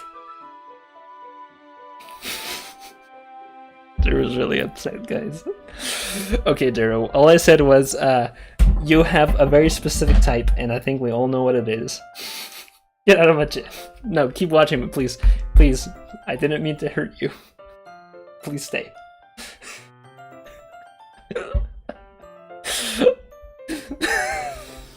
Okay. And this is a perfect place to stop, isn't it? Not stop, to pause and have this, isn't it? This fucking... It's because I'm so small, isn't it? You jerk. Okay, good, because spoilers are bad. Seriously, dude, I was trying to pay attention to it, but I just did not understand any part of the spoilers that you gave me, so I completely forgot all of it. I can't even remember anything about it. The names look even completely different to me, so... Natsuki hits a fist into my chest. Hey, your size has nothing to do with it. Oh, is that true?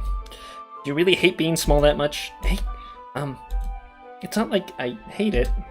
I mean, sometimes I like proving people wrong when they only think I'm worth my size. It's fun when I get to be small and also be better than other people. What, Duru? You chose... You chose Sayori? Is that what you're saying? Because of fucking course you did. Is there a massive lag for you? That's Twitch's lag. I'm not dropping frames or anything like that. That's just how Twitch is. I believe it's like a 30-second, maybe 15 seconds now. Something like that. But yeah, that's Twitch. But, geez, never mind. What are you making me say? Don't think you can make me talk about weird things just because we're not at school. I almost thought I'd either have to be Sayori or Natsuki for you, because Natsuki is reminding me a lot of Haruhi Suzumiya, which is, of course, your actual waifu. Are we getting started or what? There's a lot of stuff I gotta teach you. Ha ha ha. What? That's a little bit more like you. You're more fun when you just speak with your mind like that. Hey, now you are treating me like a kid. I was just trying to be a little nicer to you, you know.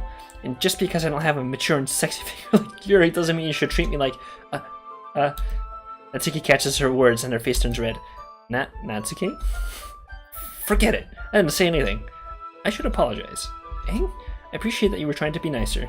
I should have been a little bit more considerate too. But also, if that's what you're thinking, then you should know that there are tons of guys who are into body types like yours. Yeah, just say that to her, why don't you? How would you know that anyway? Just trust me on this one. Oh no. Oh no. Oh no. Oh no. Gross. Hey, was that to me? Who else? Man, let's just get started already. You get all sour when a girl calls you gross. I finally find your weakness, Robert. Natsuki smiles deviously. Please spare me. Spare me right now, fam. Well, if Natsuki decides to dish out more insults like that, then there's no way I'm not fighting back. What body type is that? Small AF? Yeah, so... Anti-thick. Anti-thick. What? Anti-thick. Stick.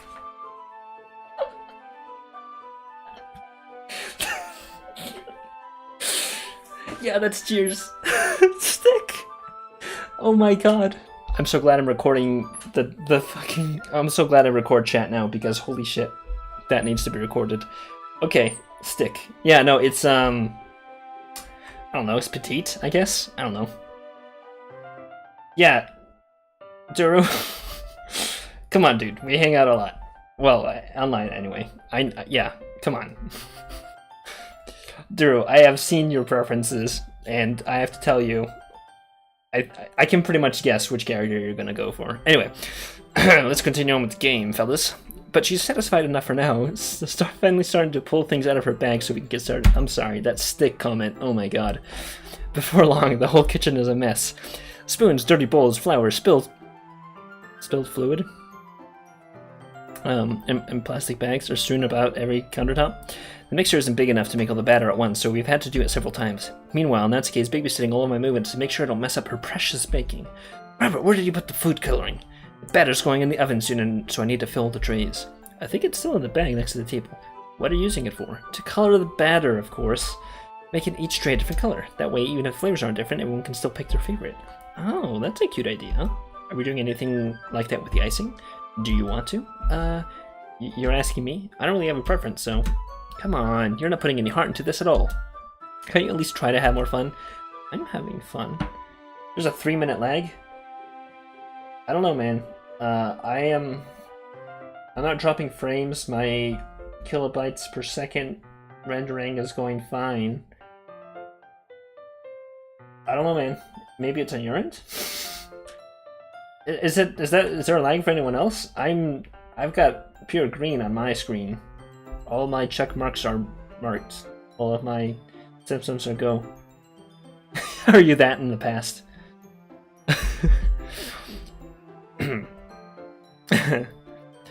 I'm having fun. I'm really not sure what Natsuki is trying to get out of me. Meanwhile, I see her separate the batter into smaller bowls and put a few drops of food coloring into each. Oh, that does look pretty cool. See, not just baking. It's not like baking is just about following instructions. Yeah. We have decided that people who are not thick but are like Natsuki, like are skinny and like small-chested and like short, we've decided that that is now stick. So, thanks, cheers for that. Other than that, yeah. Duro was so upset that I called Natsuki Haruhi. So upset. Natsuki is like an off-brand shitty lolly Haruhi. You were so upset that I compared them to your fucking waifu. God damn it, Duro. The presentation is where you get to be creative and have the most fun. It's like a million times more worth it in the end of just looking at it makes everyone's eyes lighten up, like the ones you made on my first day, huh? I recall Natsuki proudly presenting her cat-shaped cupcakes. Yeah. I kind of like sundaries. I don't know. Anyway, I like this. I like I like them. I like that. Also, Vengo, you're here for so many of my streams. Just real quick, I do have to yes, mod you up because my regular mods do not seem to come in much. So you are now a moderator. Congratulations, man. Apparently not, according to Cheers. He's getting like a 17-second delay, so sounds like it's your end. I recall Natsuki proudly presenting her cat-shaped cupcakes and Sayori Monika's delightful expressions. Don't ban anyone, goddammit, Venko. Venko just comes in every single time, so that's why he's mod now. But you know, if you keep coming in, you can be mod too. That's what I'm saying. If you're watching this in like 4 years, and I become really famous, and like I actually can make money off of YouTube and Twitch, you're probably not going to become a mod if you're watching this on YouTube or whatever. Just saying, just in case I get famous. I probably won't, but you know. So this is not the way it's going to work if like 5 years from now I'm like 8 billion subscribers or whatever. I don't fucking know. Anyway, I'm done with that. Fucking e-whoring. How do you like that, PewDiePie? I wonder if I can make Natsuki proud like that too.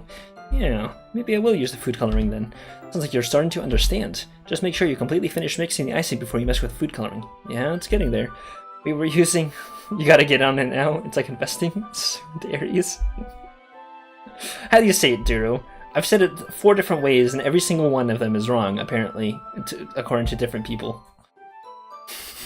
We were using an electric mixer for the batter. Stop making fun of my accent. I'm foreign.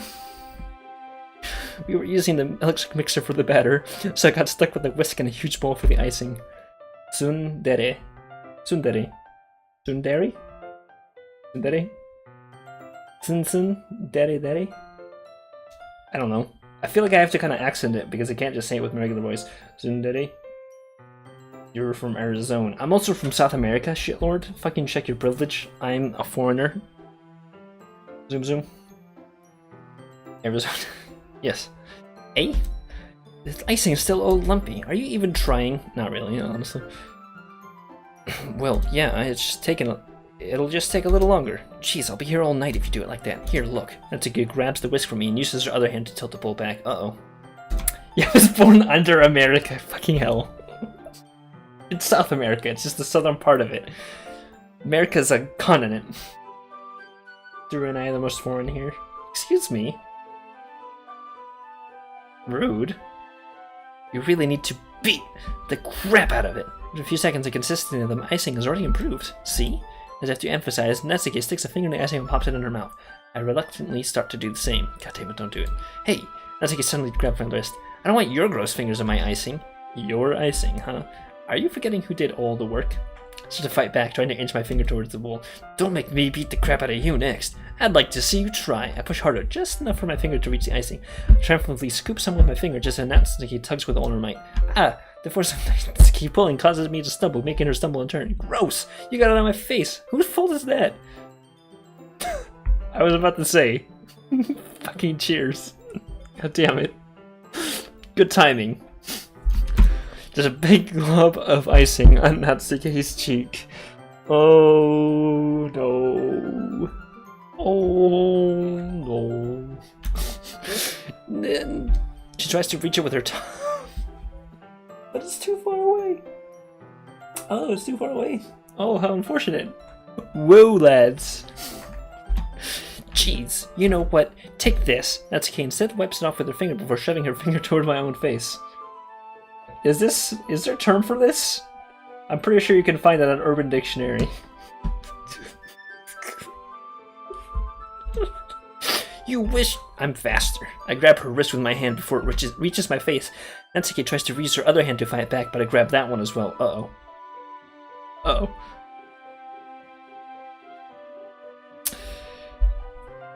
No, that's in bad taste. It's in bad taste. I really should not say that. No, I'm not going to. Stop! Not until you apologize for calling me gross. This is... Let me just make a reference real quick to recent rumors and allegations made to several people in the acting and comedy industries, and that's all I'm going to say about that. I would have made an off-color joke there, but I feel like it's way too soon for that. Is the FBI there yet? No, but they're about to be.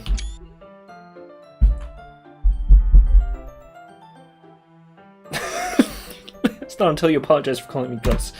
Fine, fine. I'm sorry for calling you gross. You know I don't mean it. It's just fun seeing you react to it. Yep, Pickle got me. It's a screenshot sound. Also, seriously, she's a vampire. Like, look, she's got the fang. Those, like, quote-unquote cute fangs that, you know, anime characters get. She's a vampire. Like, she's literally... You do that to me all the time, you know? Saying dumb things just to get a reaction out of me. You really shouldn't tease girls like that. Is that so? In that case, I probably shouldn't do this either. Uh-oh. I take Natsuki's finger and put it in my mouth, licking off the icing. Gross. What?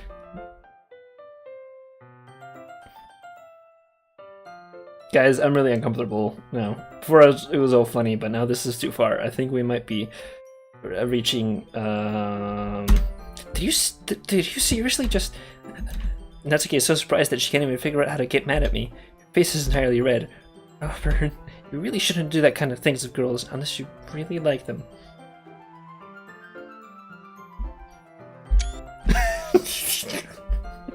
I did that just to fuck with you, Vanko. You know that, right? And there's no other reason. You know that, right? Ellipses. What kind of question is she asking me just like that? How did the moon turn to this so quickly? How did the moon turn to this so quickly? Let's recap here. I'm not going to, but Natsuki gazes at me in silence. I notice her shallow breaths. That was... I caught that at the that was very close to being a mispronunciation. Why am I starting to feel dizzy? That's just anime character eyes, man. That's a new style of anime eyes with the fucking 8,000 gradients. Eh? Out of nowhere, the fire alarm starts going off.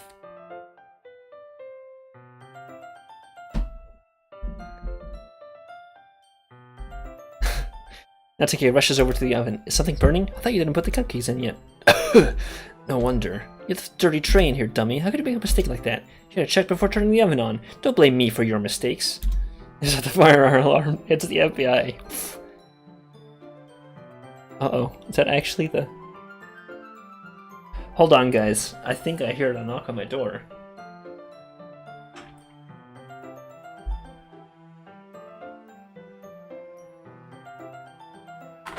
I'm just fucking with you. Jeez. Natsuki uses an oven mitt to grab the blackened tray out of the oven. She sets it on top of the stove. In another moment, the fire alarm stops. Anyway, I'm putting them in the oven now. Yeah. The tension from the moment before still lingers over our heads, but the moment has already been lost. Watch as Natsuki slides the cupcake trays into the oven. Then I reluctantly pick up the whisk and continue with the icing. Oh, you drew me a thing? Wow, about time I get something... Alright. Okay. I don't normally do this, alright? But Drew drew this especially for me during the stream. And I'm going to go ahead and share it with all of you. Let's see here. Browser source, I think? Okay, I'll just do capture. I know how to do that. Okay.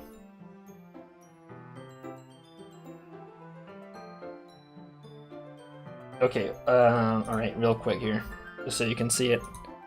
This is a dramatic reenactment, apparently, according to her. So thank you. Thank you, Drew, for that drawing. I love it. Thank you very much. I'm gonna go ahead and keep going. Fucking amazing. Thank you, Drew. That's actually really nice of you. Appreciate you. Love you. This is why we're good friends and why I know your taste in waifus, man. Alright. Then I reluctantly pick up the whisk and continue with the icing like nothing ever happened. Ah, that smells so good. Cupcakes are ready to be pulled out of the oven.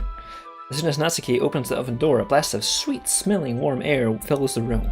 Look at how cute they all look. She proudly shows off the different colored cupcakes in each of the trays. They'll look even better once we add the icing. Not like you need to tell me that. I brought decorating stuff, so I hope you can get creative. Here, scoop the icing into these bags.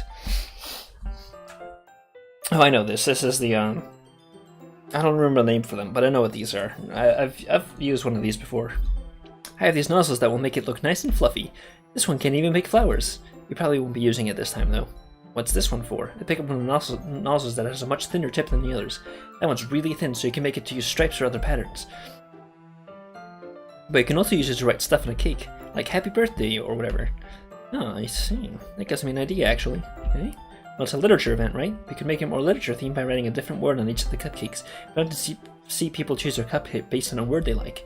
I was kind of expecting you to say something really stupid. That's actually a really cute idea, so... Ha ha ha. Maybe I'm getting it from you. What's that supposed to mean? I'm not cute. Come on. We're not at school, nobody's judging. You can't dress and act like this and not expect me to think you're cute. BFA in art gets you? This? Is this what a BFA in art gets you? This girl? Or are you talking about the drawing? I think you're talking about the girl. Talking about the girl? Oh, shit. Okay, well, I know what I'm changing my major to. Well. Natsuki's voice trails off. Same with you, eh? Did you say something? No, nothing. Let's just do the icing. Natsuki picks up the paste and passes the nozzle into each of the bags. There's a lot to do, so we shouldn't be wasting time. Here, I'll show you how to do it. Without giving me a chance to think about it, Natsuki quickly moves on. She shows me how to apply the icing, and then we each get to work. When finally finished, Natsuki puts them all side by side to admire her work. Look at how pretty they are together. Wow, we didn't get any icing on our hands or anything like that? Like, I understand that... Look, I get the jokes that was being made with the icing before, but seriously, when you're doing this stuff, like 9,999 times out of 10,000, it's, you know, everyone gets like icing on their face and hands and stuff like that. That's like the thing to show. Just slathered. God damn it, Minko. Yeah, they are, aren't they? I wish I could have one now. Well, there's no reason you can't, right? I don't see any harm in that. Well, yeah, but my dad's making dinner tonight, so I really need to save my appetite. Hahaha. Sayori is the exact opposite in that regard. If she was here, she'd probably be down 10 cupcakes already, and she would still eat dinner. Come on, that's just unhealthy. Besides, when my dad cooks, I need to eat as much of it as I can. Well, anyway, I was hoping we'd have time for manga, but I need to be home for dinner. Oh, Jesus Christ, she has father issues. I know. Fucking know. Yuri is bullied a fuckload, and Monica probably has issues with motivation, with just, you know, with motivation. She feels like she doesn't know what she wants to do. That's why she's joining the literature club, and then she's learning piano and that sort of thing. Yeah. I'm really sorry, Drew. I can't do anything on my end, I don't think. I was hoping we'd have time for manga, but I need to be home for dinner. Ah, already? That's a shame. It's your fault for working so slowly. You should have thought about that. Not like you'll always have this chance. Man, usually Natsuki places the blame on me. You can bring the cupcakes... Ugh, you can bring the cupcakes tomorrow, right? If you and Sayori each carry some, then you probably can do it in one trip. Yeah, I can do that. And don't worry, I won't let her eat any. Ha ha ha ha. I wish she would listen to me the way she listens to me. Yeah. I think again to the conversation I had with Sayori earlier today. I felt so helpless. Sayori always does listen to me, but at that point it felt like she couldn't listen to me at all. Okay, I'm all packed up. Good work today. You too. I'll walk you out, I guess. Just like that, Natsuki is already about to leave. Feels like the afternoon went by in a flash. More than that, did I even take the opportunity to get closer to her like I wanted? Well, I guess I'll be off then. Thanks for all the help and everything. I'll see you tomorrow. Wait, Natsuki. Uh-oh. Eh? I said it before, about not always having this chance. It doesn't have to be that way at all. I had fun today. You showed me how fun baking can be, like you wanted. Yeah, dude, I really don't think I can do anything on my end about it, because I don't have my delay set up as anything. It's just Twitch's delay right now. Aside from that, you can come over anytime, okay? I think that if possible, I'd like to spend more time like this. If you want to read manga or go out somewhere, do you really mean that? Natsuki looks at me tensely like she's trying to hide her expression. Yeah, I just want to spend more time with you. Robert, then you only cared about getting this done. I'm sorry I had to leave so early today. I really didn't want to. I would really stay here longer if I could. I feel the same way as you, so... Oh. Yeah, it's your college Wi-Fi. I'm sorry about that. It's happening, boys. Natsuki suddenly gets closer to me. Oh, man. Does anyone else remember... Back up. Does anyone else remember Katawa Shoujo in my stream of that? This game is giving me heavy Katawa Shoujo flashbacks, man. Wait, Natsuki. Standing inches from me, Natsuki looks up at me. I feel her fingers gently clutch at the sides of my shirt as if holding on to me. Her rose-colored cheeks and matching eyes fill my vision along with her slightly parted lips. Uh-oh. What is happening? You can't be this dense. Come on, dude. My head starts to go dizzy as I feel her soft breaths against me. I've felt it for a while now. Natsuki suddenly jumps back. Sayori? Eh? Fucking goddamn it. Fucking shit. Goddamn it, Sayori. Look, Sayori. I know, okay, but really bad timing. Come on. Please, Sayori, don't do me like this, Sayori. Hi, Robert. Sayori, just now we weren't... It's okay, Robert. I just stopped by to say hi. Well, you should have come a little earlier. I'm already on my way out, so... Aw, really? That's too bad. Yeah, well, I'm still see you at the festival tomorrow, so it's fine. Just don't eat any cupcakes before then. Anyway, later. Clearly flustered, Natsuki hurries up and Sayori waves goodbye. Sayori, I thought you didn't want to come over today. Well, I tried sitting in my room, but my imagination was being really mean to me. So I had to come here and see it for myself. See what? What are you talking about? You know, how much fun you were having with Natsuki, and how close you got to her. It makes me really happy.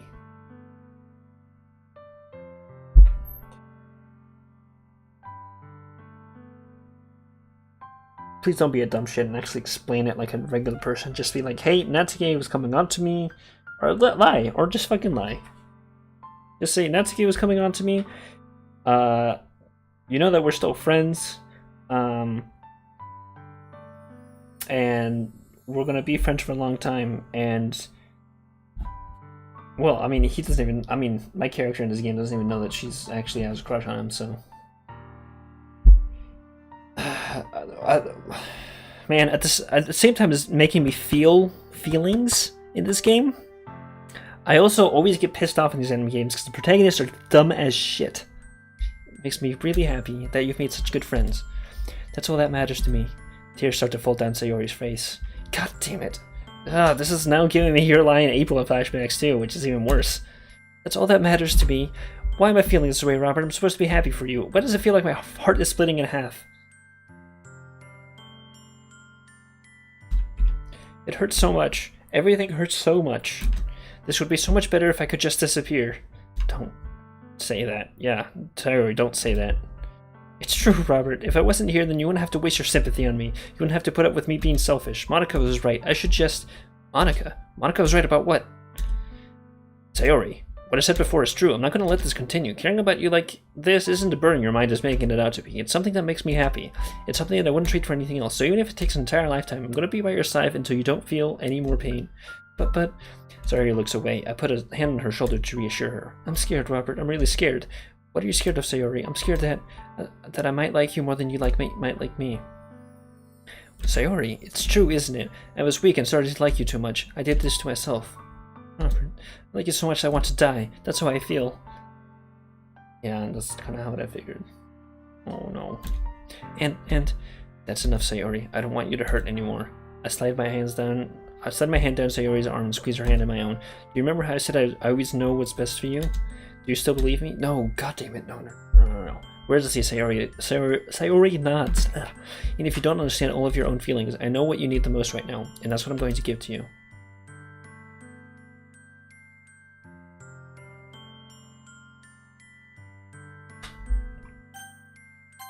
Fuck, dude. Fucking shit. Fuck. You know what? It's not worth it. Honestly. Sayori is like... Fuck. God damn it. God damn it, come in. Woo, lad. Thanks, Katawa Shoujo. I'll just take this little Dietrich dagger I have on my desk that I use for opening letters and just stab myself right now, because that would probably be a better decision than what I'm about to fucking do.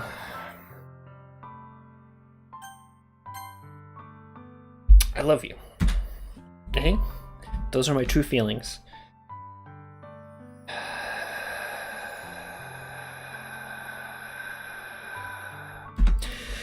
No, I mean, like, seriously, yeah, but... I just regret not being able to... No, it's not. I'm not lying. I'm not lying. I just regret not having seen it with Sayori earlier, honestly. Natsuki is cool and all, but... God damn it, Jiro. False life. God damn it. Stop yelling at me. I'm already yelling at myself, so there's no way you could like me more than I like you. I should have realized it sooner, but spending time with everyone at the club, making new friends, and having fun with you every day, it helped me realize that you're truly the most important person to me. That's why I'll accept any of your burdens. As long as we continue like this every day, with you at my side, then I know we'll both be happy. Robert. Suddenly Sayori wraps her arms tightly around me. Robert, is this really okay? Yeah. Also, I don't have brown hair. I don't know why it's showing me like that. I have blonde-ish hair. Skimson didn't do a very good job. That I held Sayori in my arms and pulled her closer. You'll never have to let go of me again. I love you. I hate saying this stuff because I always feel weird saying it. Maybe it's just because I'm a freaking incel. I love you, Robert. I want to be with you forever. Me too. Ellipses. I feel Sayori's grip around me weaken a little bit. What is this, Sayori? I'm supposed to be happy right now. I always thought that this would be the happiest moment for me. But why? Even now? Why won't the rain clouds go away? They're not going away at all, Robert. It's okay, Sayori. It might take some time for things to get better again. But no matter how long it takes, I'll be there every step of the way. That's all that matters right now. Oh, okay. I trust you. Sayori and I slowly release each other. So, I guess that makes the festival tomorrow our first date, huh? What are you saying? I don't want to think about those things, you know? I want everything to be the same as it's always been. You know, for you really are a couple. I don't know if I could handle anything more right now. It's really new and scary to me. I understand. We'll go at whatever pace suits you best. Hey, Robert. Sayori gazes at me once again, smiling sadly. Even if I get really sad, this is the best thing for me, right? Yeah? I don't really understand what Sayori means by that. Are you saying that this is making you feel sad, Sayori? I don't know. I don't understand what I'm feeling. It feels like a bunch of thorns when you told me you love me, but that's why I want to trust you. You know what's best for me. Yeah, I do. I fucking don't. I shouldn't be saying that shit. What the hell, dude? Oh my god, this is really bad. That's my promise. I say that, but in reality, I've never felt more uncertain when it comes to Sayori. God damn it, fucking shit. I'll throw this chair right now. I would, but it's 12 o'clock at night, and I'm probably getting not liked by my roommate. I know that I love her and that she loves me, but I'm having as much trouble understanding Sayori's feelings as she is, even though I can comfort her. I keep wondering if I should be doing something more or something different.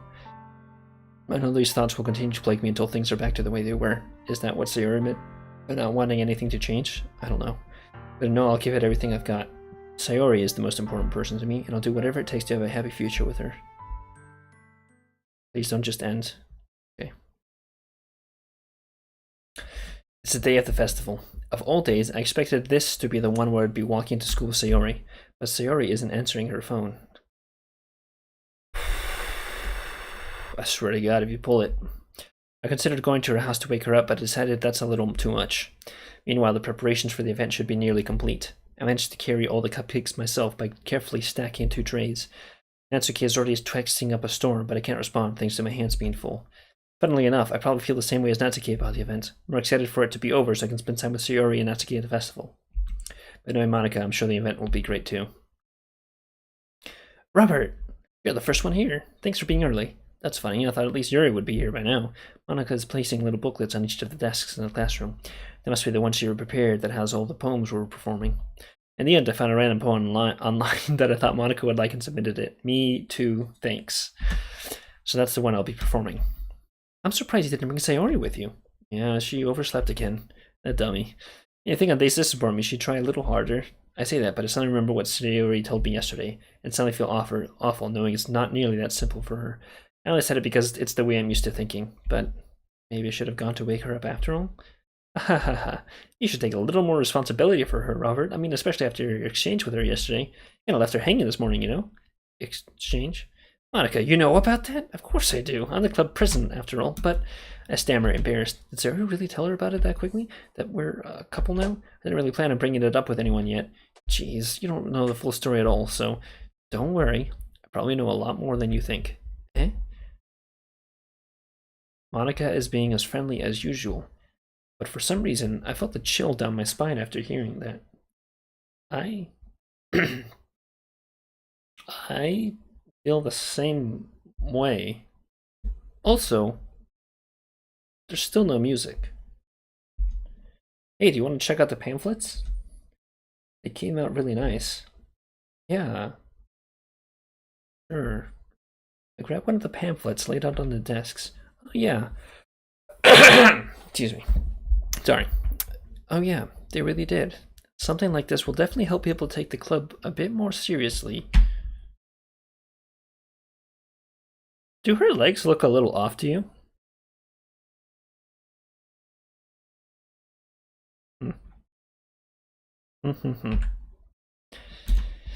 Yeah, I thought so too. I flipped through the pages. Each member's poem is neatly printed on his own page, giving it an almost professional feel. I recognized Natsuki's and Yuri's poems from the ones they performed during our practice. What's this? I flipped to Sayori's poem. It's different from the one she practiced. It's one I haven't read before. Oh, fuck. Oh, there's the spooky bits. Percent. Get out of my head, get out of my head, get out of my head, get out of my head, get out of my head, get out of my head, get out of... I lost track, but it's just that over and over again. Get out of my head before I do what I know is best for you. Get out of my head before I listen to everything she said to me. Get out of my head before I show you how much I love you. Get out of my head before I finish writing this poem. But the poem is never actually finished. It just stops moving. What is this? Uh-oh. Reading the poem might get a pit in my stomach. Robert? What's wrong? Nothing. The poem feels completely different from everything else Sayori's written. But more than that, I changed my mind. I'm going to get Sayori, so, well, alright. Try not to take long, okay? Uh-oh. Percent? That's the name of the poem? Fuck. I quickly leave the classroom. Don't strain yourself. Monica calls that out after me. I play my bass. What was I thinking? I should have tried a little bit harder for Sayori. It's not a big deal to at least wait for her, help her wake up. Even the simple gesture of walking her to school makes her really happy. Besides, don't you fucking pull this on me, game. I swear to God. I told her yesterday that things will be the same as they always have been. That's all she needs, and that's what I want to give her. I reached Sayori's house and knocked on the door. I didn't expect an answer since she's not picking up her phone either. Like yesterday, I opened the door and let myself in. Sayori? She really is a heavy sleeper. No.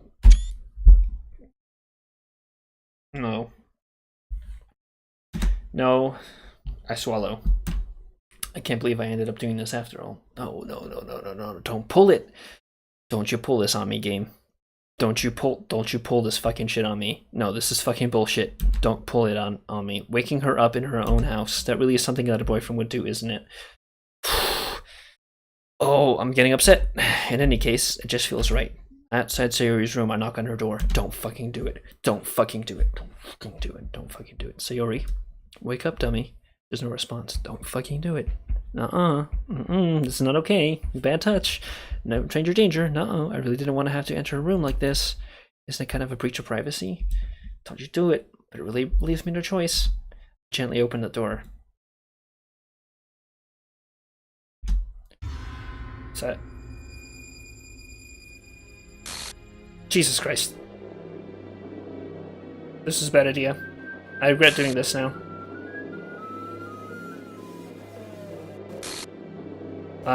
Exception has occurred.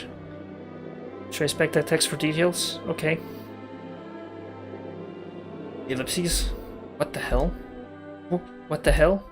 Is this a nightmare? It has to be. This isn't real. There's no way this can be real. Sayori wouldn't do this. Everything was normal up until a few days ago. That's why I can't believe my eyes are showing me. I suppressed the urge to vomit. Just yesterday, I told Sayori I would be there for her. I told her I know what's best and that everything will be okay. Then why would she do this? How could I be so helpless? What did I do wrong? Confessing to her, I shouldn't have confessed with her. That's not what Sayori needed at all. She even told me how painful it is for others to care about her. I did the wrong thing? Then why did I confess to her and make her feel even worse? Why was I so selfish? This is my fault. My so many thoughts keep telling me everything I could have done to prevent this. I just spent more time with her, walked her to school, and remained friends with her like it has always been. Then I could have prevented this. I knew I could have prevented this. Screw the literature club, screw the festival. I just lost my best friend. Someone I grew up with. She's gone forever now. Nothing I can do to bring her back. This isn't some game where I can reset and try something different. I only had one chance and I wasn't careful enough. And I'll carry this guilt with me until I die. Nothing in my life is worth more than hers. But I still couldn't do what she needed from me. And now, I can never take it back. Never. Never. Never. Never. Never. Goodbye, game. End.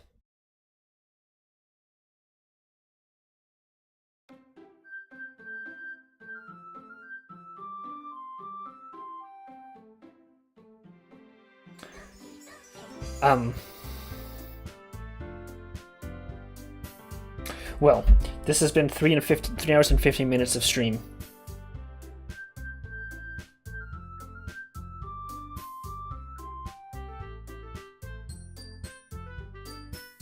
Fuck you, Vanko. I'm gonna have to quit. Well then. Fuck you, game. God damn it. God damn it. I only did it because I wanted to be a little nicer to her, but fucking shit. I knew I shouldn't. I fucked it up. So basically, there was... I know what this is. No, this has to be... They have to have made it so that it's impossible for you to get the good ending on the first try. Either that, or...